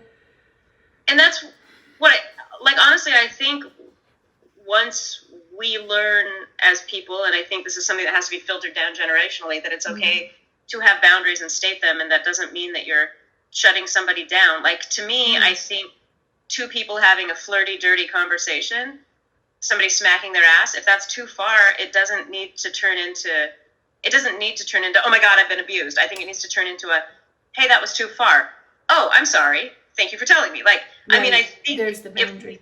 There's a way for us to change the way we react to this stuff too. And I think once we're given permission to set boundaries for ourselves, that we'll be feeling less victimized when they're walked up. I don't know. Again, like, I don't know what I'm talking about. This is just kind of how I feel, and I am scared to say it because I don't know that it's... Oh my gosh. No, I love what you're saying. So I appreciate you being vulnerable in that way and allowing yourself, participating in this sort of conversation that we're having about it. Because I'm with you there, especially with giving permission to set the boundaries. And that makes me then think, like, it's okay to have those awkward conversations. And it doesn't mean like something's, oh my gosh, is the end of the world in something minor like that. You know what I mean? Right. Not minor, how should I say? It depends on the individual. So it's like respecting how it lands and how it impacts the individual, because for some it might be triggering due to other aspects of it. And just because they may be flirty or flirtatious doesn't mean that even if it's mixed signals, doesn't mean it's okay, because there's a lot of studies to show that even if something occurred beforehand, a person can behave or do things that might seem like, why are they doing that? But that's just a part of whatever process they're going through, to work through whatever past trauma that might have been there. Because I think in that situation, like for me, I could have handled it better with a conversation, maybe sat down and talked. I didn't know how to handle it. I didn't know what to do. We're not taught to respect ourselves. And I think to me, that's a bigger issue. Because, like, I think one of the things that made me feel the most violated ever in my life, was one of those things that I was taught I couldn't say no to. And it's, to me, the actual act that was happening really is silly, but I didn't like it. And the time I tried to say something, I was told I couldn't say no to it. And so to me, that made it this big dramatic thing. And I feel like that can spread out into the rest of these conversations. It's like, I feel like the trauma and dramatization comes from us not feeling like we can stop it. And if we make these conversations okay to say no, and to have other people take no as not a, you abused me, like I hate you. It's just a, no, that's not okay with me right now. Like, I just think we need to learn how to communicate a little more openly with each other and give ourselves permission to have boundaries. I think is really important. That is so true. I love what you're saying, Katie. It really is landing. It's really resonating in terms of really great approaches and things to think about, and then how can you then sort of use that as building blocks to how you're trying as a female navigate, or male. I mean, it could go both ways, like you said. I think that's very true. I think it really can, because I mean, I've got so many like sweet men in my life that have felt just as abused as I have at different times in their lives, and I'm like, maybe for different reasons, but or just as traumatized by different things, and it's hard, I guess, right now to be like, well, you don't get to talk about it, so sorry. Right. They should be allowed to also. They should be allowed, as if we're a separate thing. No, humans should just be allowed to share their experiences. I think that's really what I think. Is just I wish this was more of a how do we treat each other as humans thing, and maybe it will be soon. I don't know.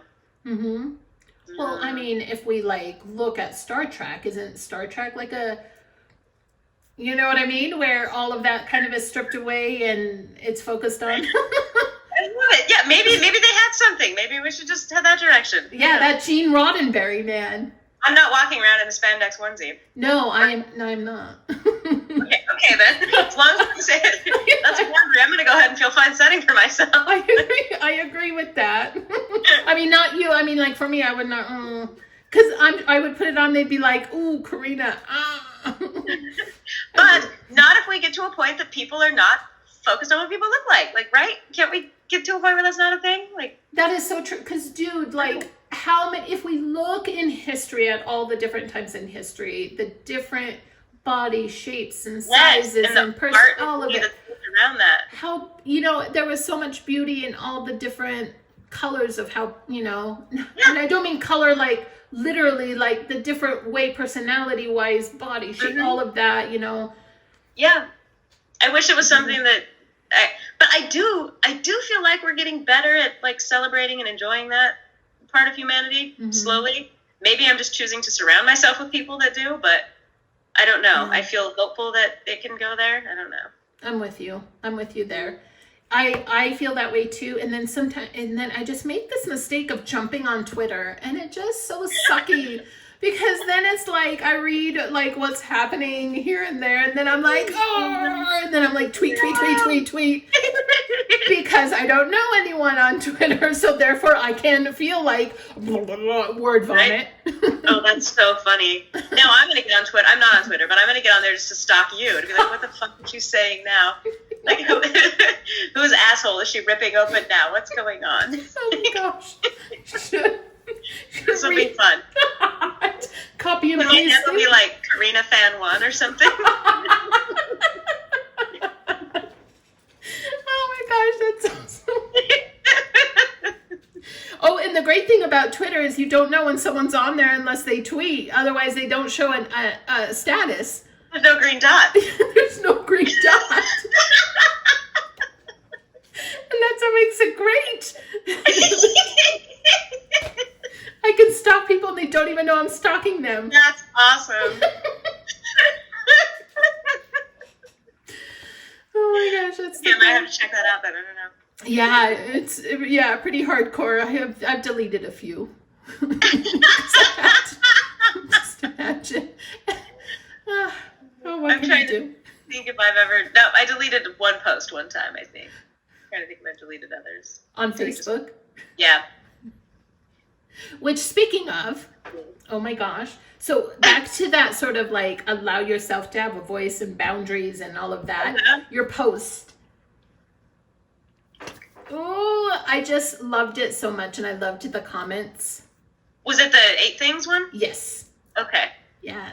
So talk to me about what inspired that, and sort of that to me just felt magical because you're really. Oh, that's awesome. Thank you. Yeah, you're opening, like, again, it's that vulnerability. You're opening yourself up. You're allowing us sort of, you're giving just those who are reading and engaging with it access to how you're feeling.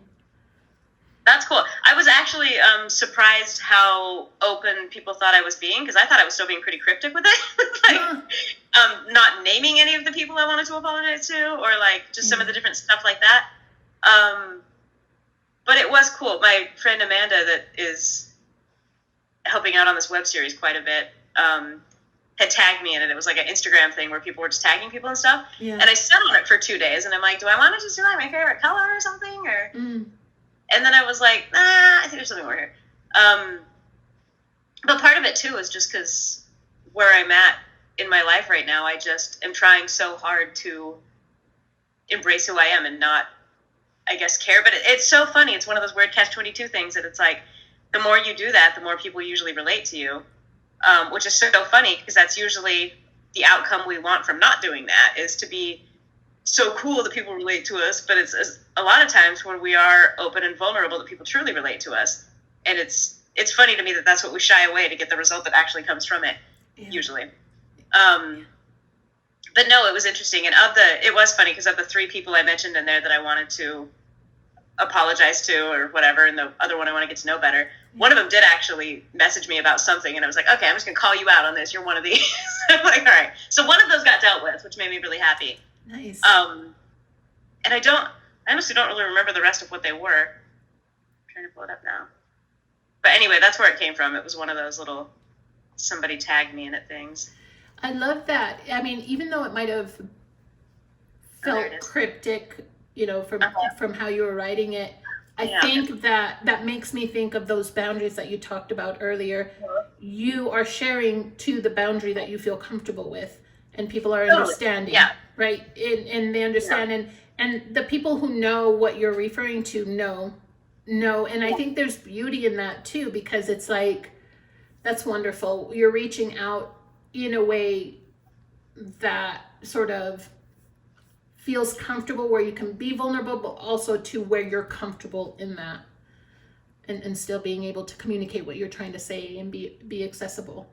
And I like that, because that is kind of exactly what I'm trying to navigate right now, is being authentic but still protecting myself, because I think I've 100% gone overboard too, and just felt like, well, if I want you to like me, I have to just rip it and show you everything.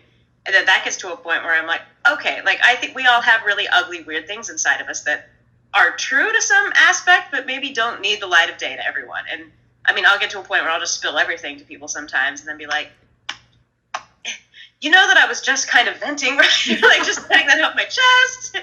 I'm the best at, like, having deep conversations and the next morning texting, being like, okay, so. I just want to backtrack a little bit. Yeah. No, I know what you mean. I love those type of more deeper conversations, because you feel like you can connect to the person that you're speaking with. But there is vulnerability in that. There is, when you leave, like, there is a release, but there is also a little bit of anxiety, is what I'm also hearing. And I understand that just from a shared experience in terms of that, where it's kind of like, man, did I say too much? Are they okay? Do they, are they active? Are they going to respond? Have they deleted me as a friend yet? What's going on? Yeah. So complex in that. Yeah, that's wonderful. Oh, and I'm so glad you got, a response from an individual that it seems like is important, that everything sort of worked out. That was good. She was probably the easiest one to have started with, but cool. One down. There you go. Just a few more to go in your... Nice warm up, yeah. There you go. That makes I me do think. feel like I need to challenge myself to actually conquer the other two, though. I think that would be cool. When you are like, it's like, you've got this. You know what I mean? Like when you'll know. You know. Yeah, no. We all do, really. Yes, exactly. I love it. Love it. And then, so then how can we get more female stories written, created, produced? How can we just get, and we already are, I always want to make sure to acknowledge that is starting to happen. And I think, as we take steps forward, we also see that sometimes steps are taken back. You know what I mean? So it's an ebb and flow. It's still, there's still work, lots of work that can be done, and ways to do it. But how can we get more stories out there? Well, and that's female stories. That to me is another thing that I feel like is a little touchy to answer. Because I feel like right now, being a female, you can almost Google female grant and find something. That I feel like people are out there really trying to promote that. I feel like people are out there trying to feature it more. Mm-hmm. So I feel like you almost, at this point, have a leg up being a female writer. And again, like I'm scared I'm just going to create a shitstorm saying some of this stuff. But also the other side of that to me is I feel like females need to just do it. Like for so long, I didn't do it. And it wasn't because I was a female. It was because I would rather be social, hanging out with my friends and sitting at home at writing. Mm-hmm. It was because I would rather be hanging out with my boyfriend or whatever. Or my priorities were different. I didn't make time for it. And, once I did, I wrote it, and now we're shooting it within a year. Mm-hmm. And I've seen other women write their stuff and shoot it. And I've talked to a bunch of other women who was like, yeah, I've written this thing. I'm halfway done with it. I'm just not making time to do it. And I'm like, so to me, I think a little bit of it is on women, if they want to tell their story, prioritizing doing it. Mm-hmm. Get the script written, and it seems to me like there's enough people, especially in Boise right now, that are hungry to help you shoot it, that I think if you prioritize writing it, that you won't have a hard time getting it produced in Boise. And I know that a lot of festivals and script writing workshops out there are looking specifically for female writers, so I think you have that avenue too. And I don't want to be insensitive to the fact that I do know, like, raising kids is something I cannot speak to or even understand. Like, from what I do understand of the amount of time that takes from you, I wouldn't have time to wipe my ass sufficiently, let alone, like, write something. So I don't think that that's a fair thing for me to be saying this, I guess, because I don't know. I don't have kids. Mm-hmm. That's very different, but I don't know. I guess my short answer would be women can do it too. Prioritize it, do it. And I think there are a lot of avenues open to help you get it done. And then how can we support each other to get it done? Like how, and not just women, like men too, like how can there be more support? What are things that humans, us as humans, you see that? I'm already listening. I love that. I think that's great. Because to me, like, look, we're all here together. Yeah. I don't know. I'm somebody who I feel like I've had multiple times in my life people who have been my friends that then sit down to work with me be like, you're really different when you work and you're really kind of intense and focused. And I'm like, I'm working. But I'm saying that to the fact that, like, in my mind, you could get a group of people together where you have dedicated time to write. And I think the thing would be you set a fucking timer and you're like, if anybody talks before this timer goes off, you're kicked out of the group. Like, get it done. Like, don't be like, we set a timer and then, oh my gosh, you know what I did there? Just a minute, I'm going to pause it. I'm like, okay, stop it. You're creating your own problems. Like, but maybe they're not problems. Maybe your priority is being social, and that's not a problem. It's not bad. You're just not going to finish the script, and that's fine. But don't whine about nobody producing the script you didn't finish. So I don't know, but in the vein of supporting each other, I mean, like, you could do groups like that. You could check in with each other. Like, again, Brandon, who's DPing this, well, Brandon, I don't have to do that. Yeah. He was really integral into me finishing this because it was when COVID first started, so I was just like sitting in my bed for probably 2 months. Mm-hmm. And I finished the first 3 and sent them to him. I'm like, I ain't gonna read these. And I mean, he was just like a fucking cheerleader with it. He's like, well, where's the next one? And I'm like,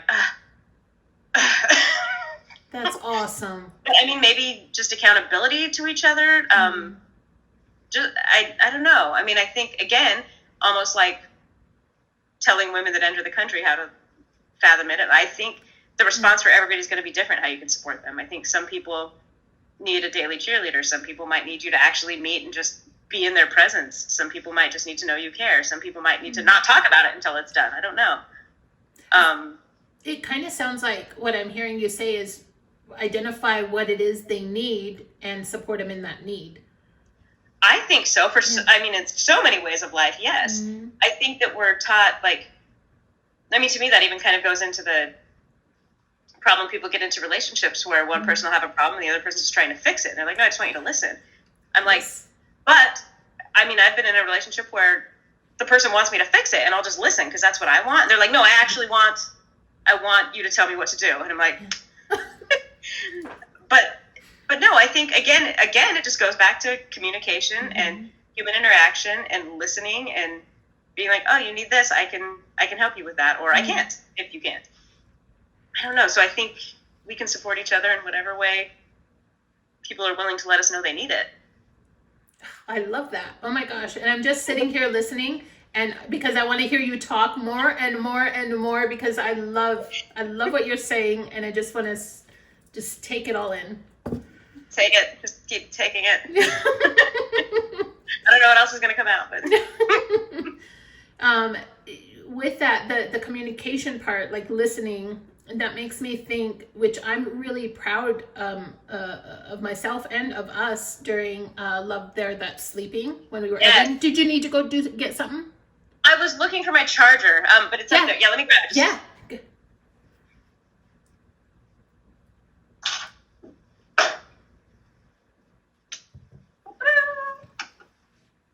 But yeah, that's a really good example. I think we nailed it. Oh my gosh, like the way that I was up here and it came output, and then like our input and outputs were just different. You know what I mean? Mm-hmm. And I loved that we kind of we had a lot of moments where we just kind of sat there to take in. You know, it's like give me just a minute. Yeah, I love it. Favorite. I love that. It's like seeing you do it, and then I'm like immediately practicing the same thing, like, you know, making sure I understand, making sure that and then it makes me stop of me. Okay, I need to make sure, how do I say it in a way where in my head it makes sense, but the way I'm saying it doesn't. Mm-hmm. You know, and so I loved that we and it wasn't facing it as if it was something, you know, a big obstacle or something. We chose to see each other. I think it's more of seeing and hearing what was happening and meeting each other at where and how we were communicating, or at least trying to communicate. And we were trying to, you know, not just navigate, but like, how can I say it in a way so we get it? You know what I mean? Yeah. So we each get it. And I love that so much. Fun. But it's so funny to me that, like, had we been in a dating relationship, I don't think it would have gone that well. I think we'd have been frustrated and, like, flying out of the room. And, like, to me, I'm like, what is the difference that triggers that, like, I can miscommunicate with you and kind of laugh at it and be like, okay, let's try again. But I miscommunicate with somebody I'm in a relationship with and I'm stomping out the room like, this is never going to work. I don't understand what the difference is there. But, no, I had a great time miscommunicating with you. It was really fun. It was, yes. I loved it because like we were getting stuff done, and the way it was just falling into place, you know. And I really felt, going back to that supported part of it, how supporting each other, not just as females but humans too, I really felt like you were a cheerleader. Like, come on, let's get this done. The showing up is what made it feel like a cheerleading, you know. And I was talking with Erin when we got together, you know, when we did the podcast, and I was telling you, just the fact that you showed up, like we followed through, you know, there was follow through, and that's a big deal. That to me is cheerleading. That to me is showing that you respect, you know, the other. To me, that is massive. Somebody, I Mm-hmm. was talking to somebody recently about acting, basically, and they're just like, well, why do you work so much? And I'm just like, I think it's because I show up and I know my lines. I'm like, it surprises, like, I Mm-hmm. don't even necessarily think it always comes down to talent. Like, as somebody who has produced and casted now at this point, casted? Oh God, cast? I don't know. English major, help! I love it. But I'm sorry, like, I will cast the person who I know is going to show up and know their lines Mm-hmm. over the person who's 10 times as talented, but I don't know if they're going to be there. I'm just like, showing up and being ready is a lot Yes. in every vein of life. Like, not just that, but yeah. Editing, like work. I mean, everything. Yeah, for sure. In all parts of life, I agree. Especially friendship, even Big even time. the Big dating. time, yeah. I mean that is huge. There's value, there's worth attached. There is. Yeah. What you say makes me think of Laurie Metcalf, because of course I stalk so many. I would stalk her too. I don't, but I would. I do like her. She doesn't know me yet, but maybe one day. Someday. She doesn't know I see her active status. I'm just joking. I'm not quite that far. but she talked about in her interviews where, she basically kind of said the same thing that you just did, where she showed up, like she followed through. She made sure, she was there. And so as a result, that led to more and more opportunities, It just does. I'm like, and that is one thing that I've learned doing stuff outside of acting, which I'm really grateful that I had an interest to, is how much more valuable that is than this stupid, innate, elusive, how the fuck do you define a talent that is also something that people see differently. I'm like, some people think you have it, some people don't. I'm like, but nobody can debate you knowing your lines and being there. I'm like, yes, those things like are a big thing, I think. Yeah, preparation. Well, and then you're respecting everybody else on set as well. Totally. Which to me is the big thing about being on time. Like, I have very little patience for people who are not on time repeatedly. I get shit happens, but yeah, if it's something that you're known for, when it's chronic, right? Like a chronic pain in the knee, and then it makes its way up to. No, I'm joking. But like, I loved it. Just enjoyed it so much. So each week that we went, that I came to your house, you allowed me. We were going somewhere. Right. And then I always looked forward to it. And so I just was like, see you, kids. Stopped. I was like, oh. I know. That's how I felt. It's Sunday night. What am I going to do now? I know. Maybe I'll order Uber Eats by myself. I know. I ordered. Yeah, exactly. Watch it on there. I order an Uber from Boise just so I can watch it. And then I just start editing. They make this like sad gif, like remembering the times. I love it. It was so good. And then I know I always told my kids, like, when I was headed out, but maybe sometimes I was just so excited. I'm like, gotta go. and then, because you were there getting all these texts, where are you? It's like, what do you mean, God, where am I? Like, excuse me, who gave birth to who? And you don't tell me, like, where you are a full-grown adult now, okay? I support your independence. Give me mine now. Exactly. Exactly. It's like they're sitting there wanting their independence, and I can't wait to give it to them, and I'm ready for mine. Where is the disconnect? Like, just take it. I am. Oh, I'm that parent. Oh my gosh. I'm definitely not the crier. At least I say it, and then I cry. Right. And so I'm all of it. Videos or whatever. I don't know. I gotta pee again. I have the tiniest bladder. I'll be right back. No problem.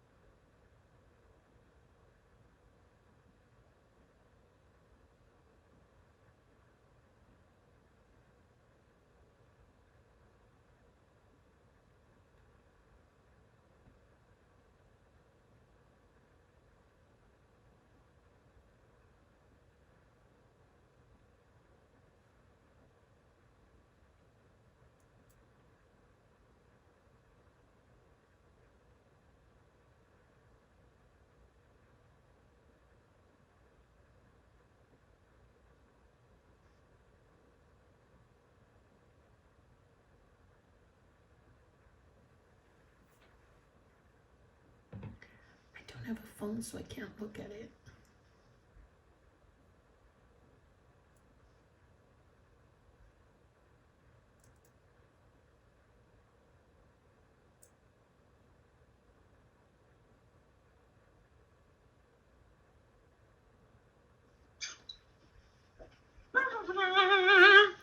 What are you Hello? looking at? I hear a buzz. Oh, really? I'm like, is that coming from my closet? And then I felt like this Truman moment where I'm like, hello. You are surrounded by cameras. You know, and then when you went, I'm just like, I just kind of sat here, and then I'm like, I don't have my phone to look at, like I have nothing.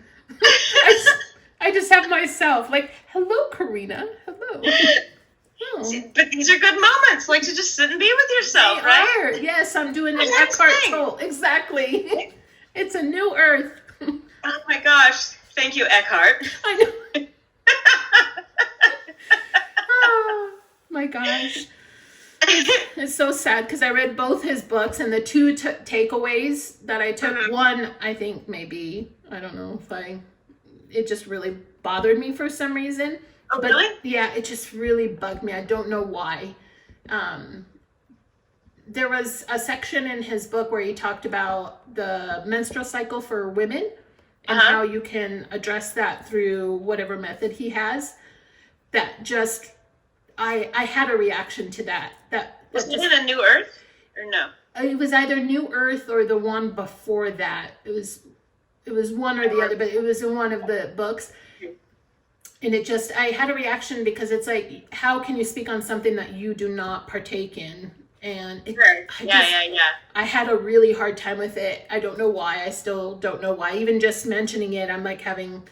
That does seem kind of weird, yeah. I'd be curious to know what he said about it. If it wasn't a New Earth, I don't remember that part, but... Yeah. Well, I'll send you the book. What's that called?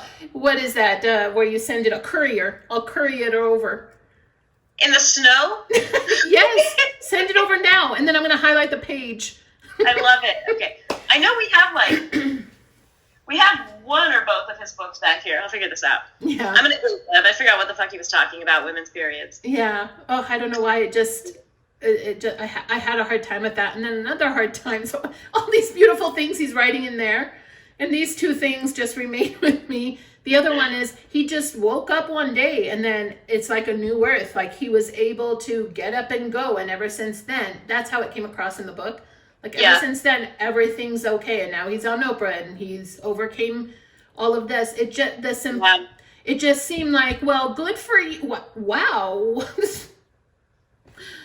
How wonderful. And what about those who, still struggle who don't have that experience?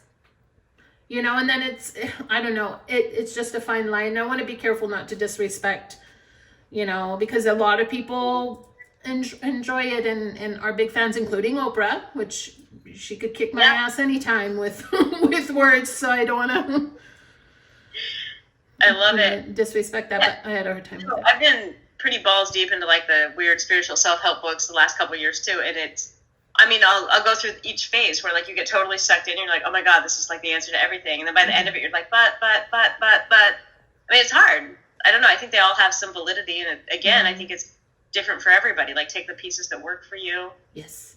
I don't know, have you read anything by Byron Katie? Are you familiar with her? No, that doesn't sound familiar. I just got sucked into something she read. She's probably read it, but she did write it as well.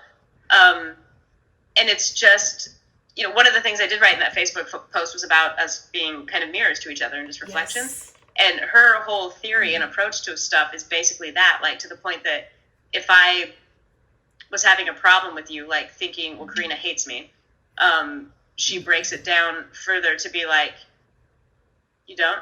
I don't hate you. Oh, well, then I guess this is moot. No. I'm kidding.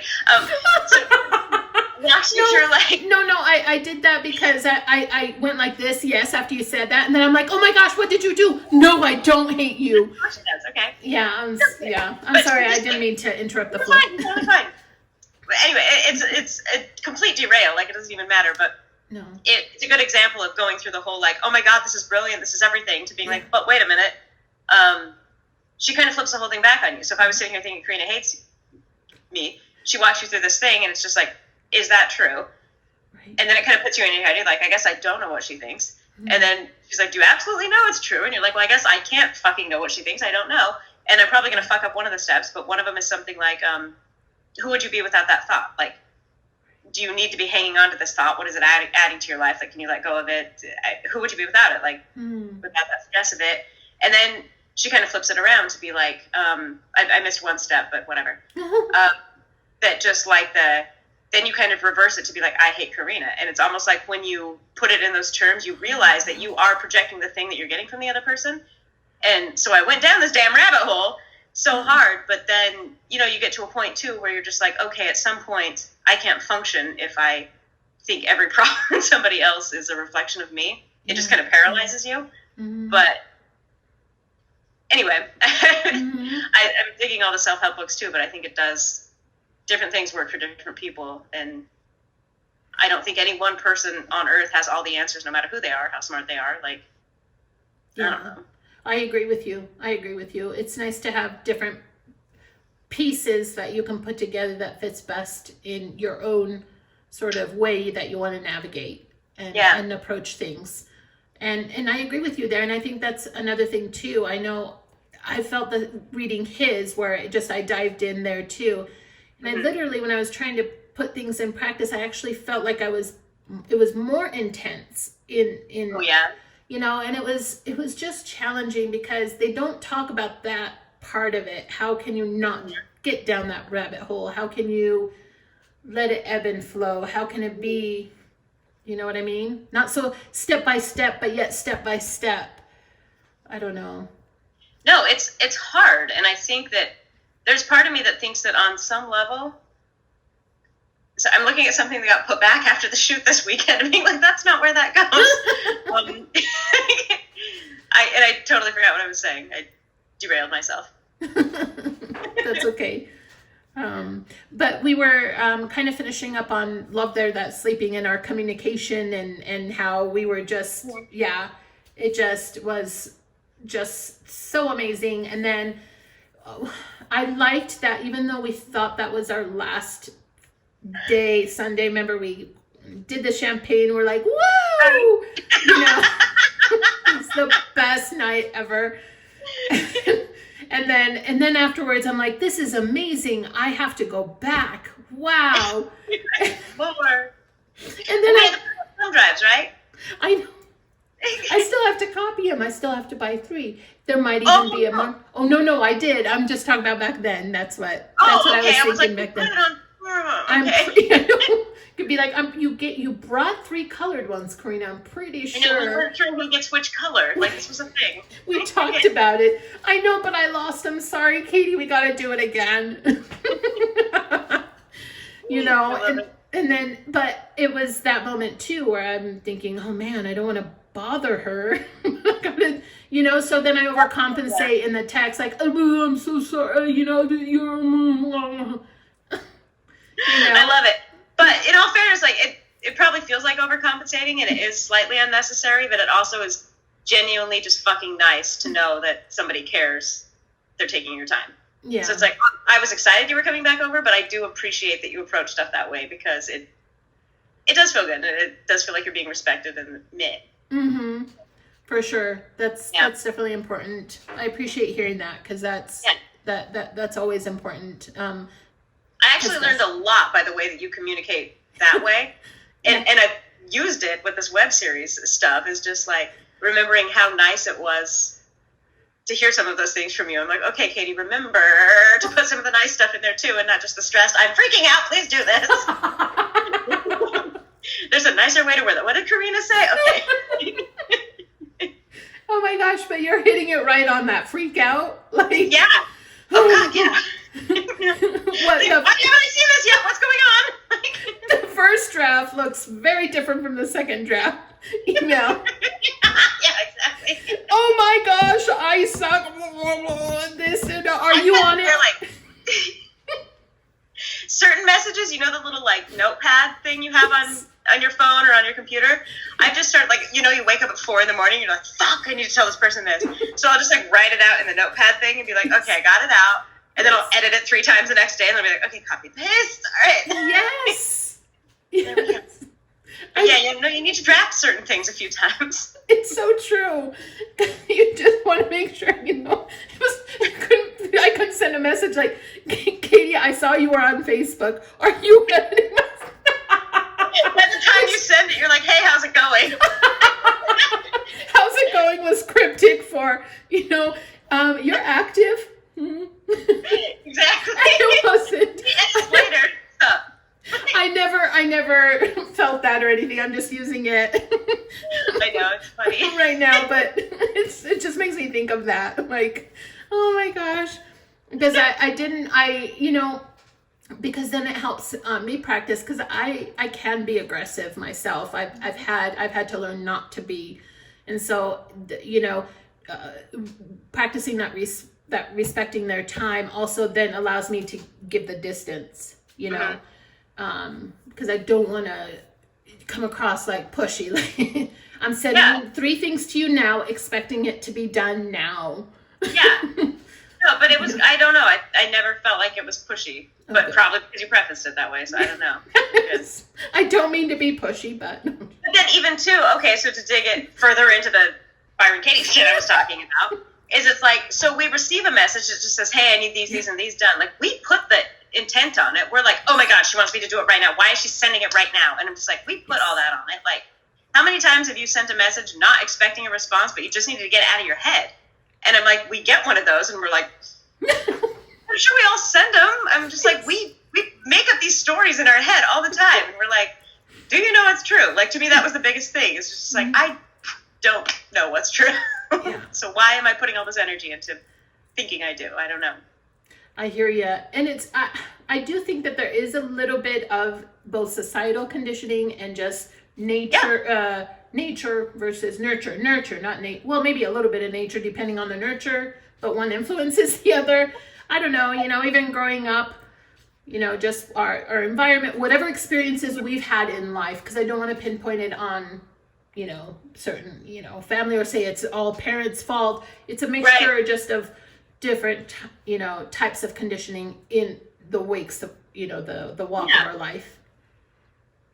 No, we totally have. And I think a lot of us are raised to be kind of pleasers that don't take care of ourselves. Mm-hmm. And I don't know if that was just like our generation, and maybe this generation's being raised a different fucked up way. And you don't want to pin it on parents, but to a certain extent, it comes from there. It's not their fault because they're doing what they know. Right. And I think once you kind of realize it and identify it, it's on you to fix it. Because everybody's just kind of doing their best. But people affect you, and our parents have a massive effect on who we are, I think. Mm-hmm.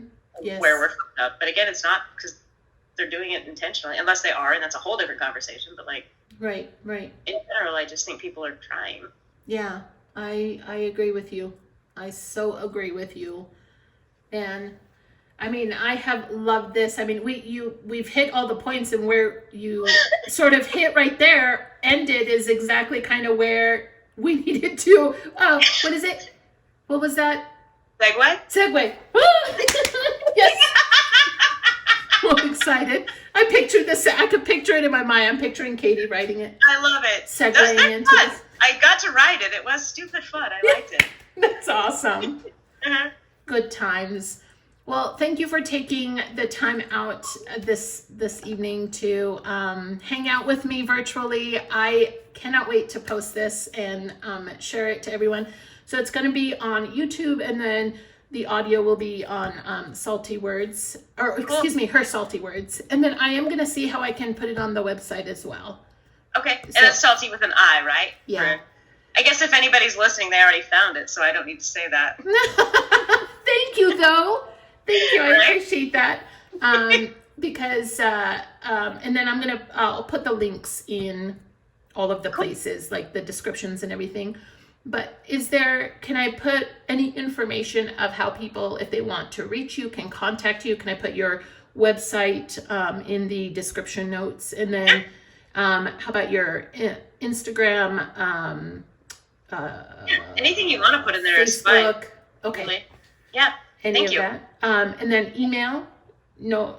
That's fine. I mean, my email's on my website, So just leave it. Okay. So like, I don't care if you put it on there, because if the website's on there, they're gonna have it. Like, right. So I'll just leave the website because they can find it over there. Because that's always a little tricky there, I find, because the email is, I don't know why it just makes me like, oh, they've got the website, they can get contact information there. That's good. Yeah, no, you're probably right. I guess who knows who's gonna drag it from there? But yeah, if it ends up on there, I'm not gonna freak out because it's on the website too. So whatever. Awesome. Okay, that sounds awesome.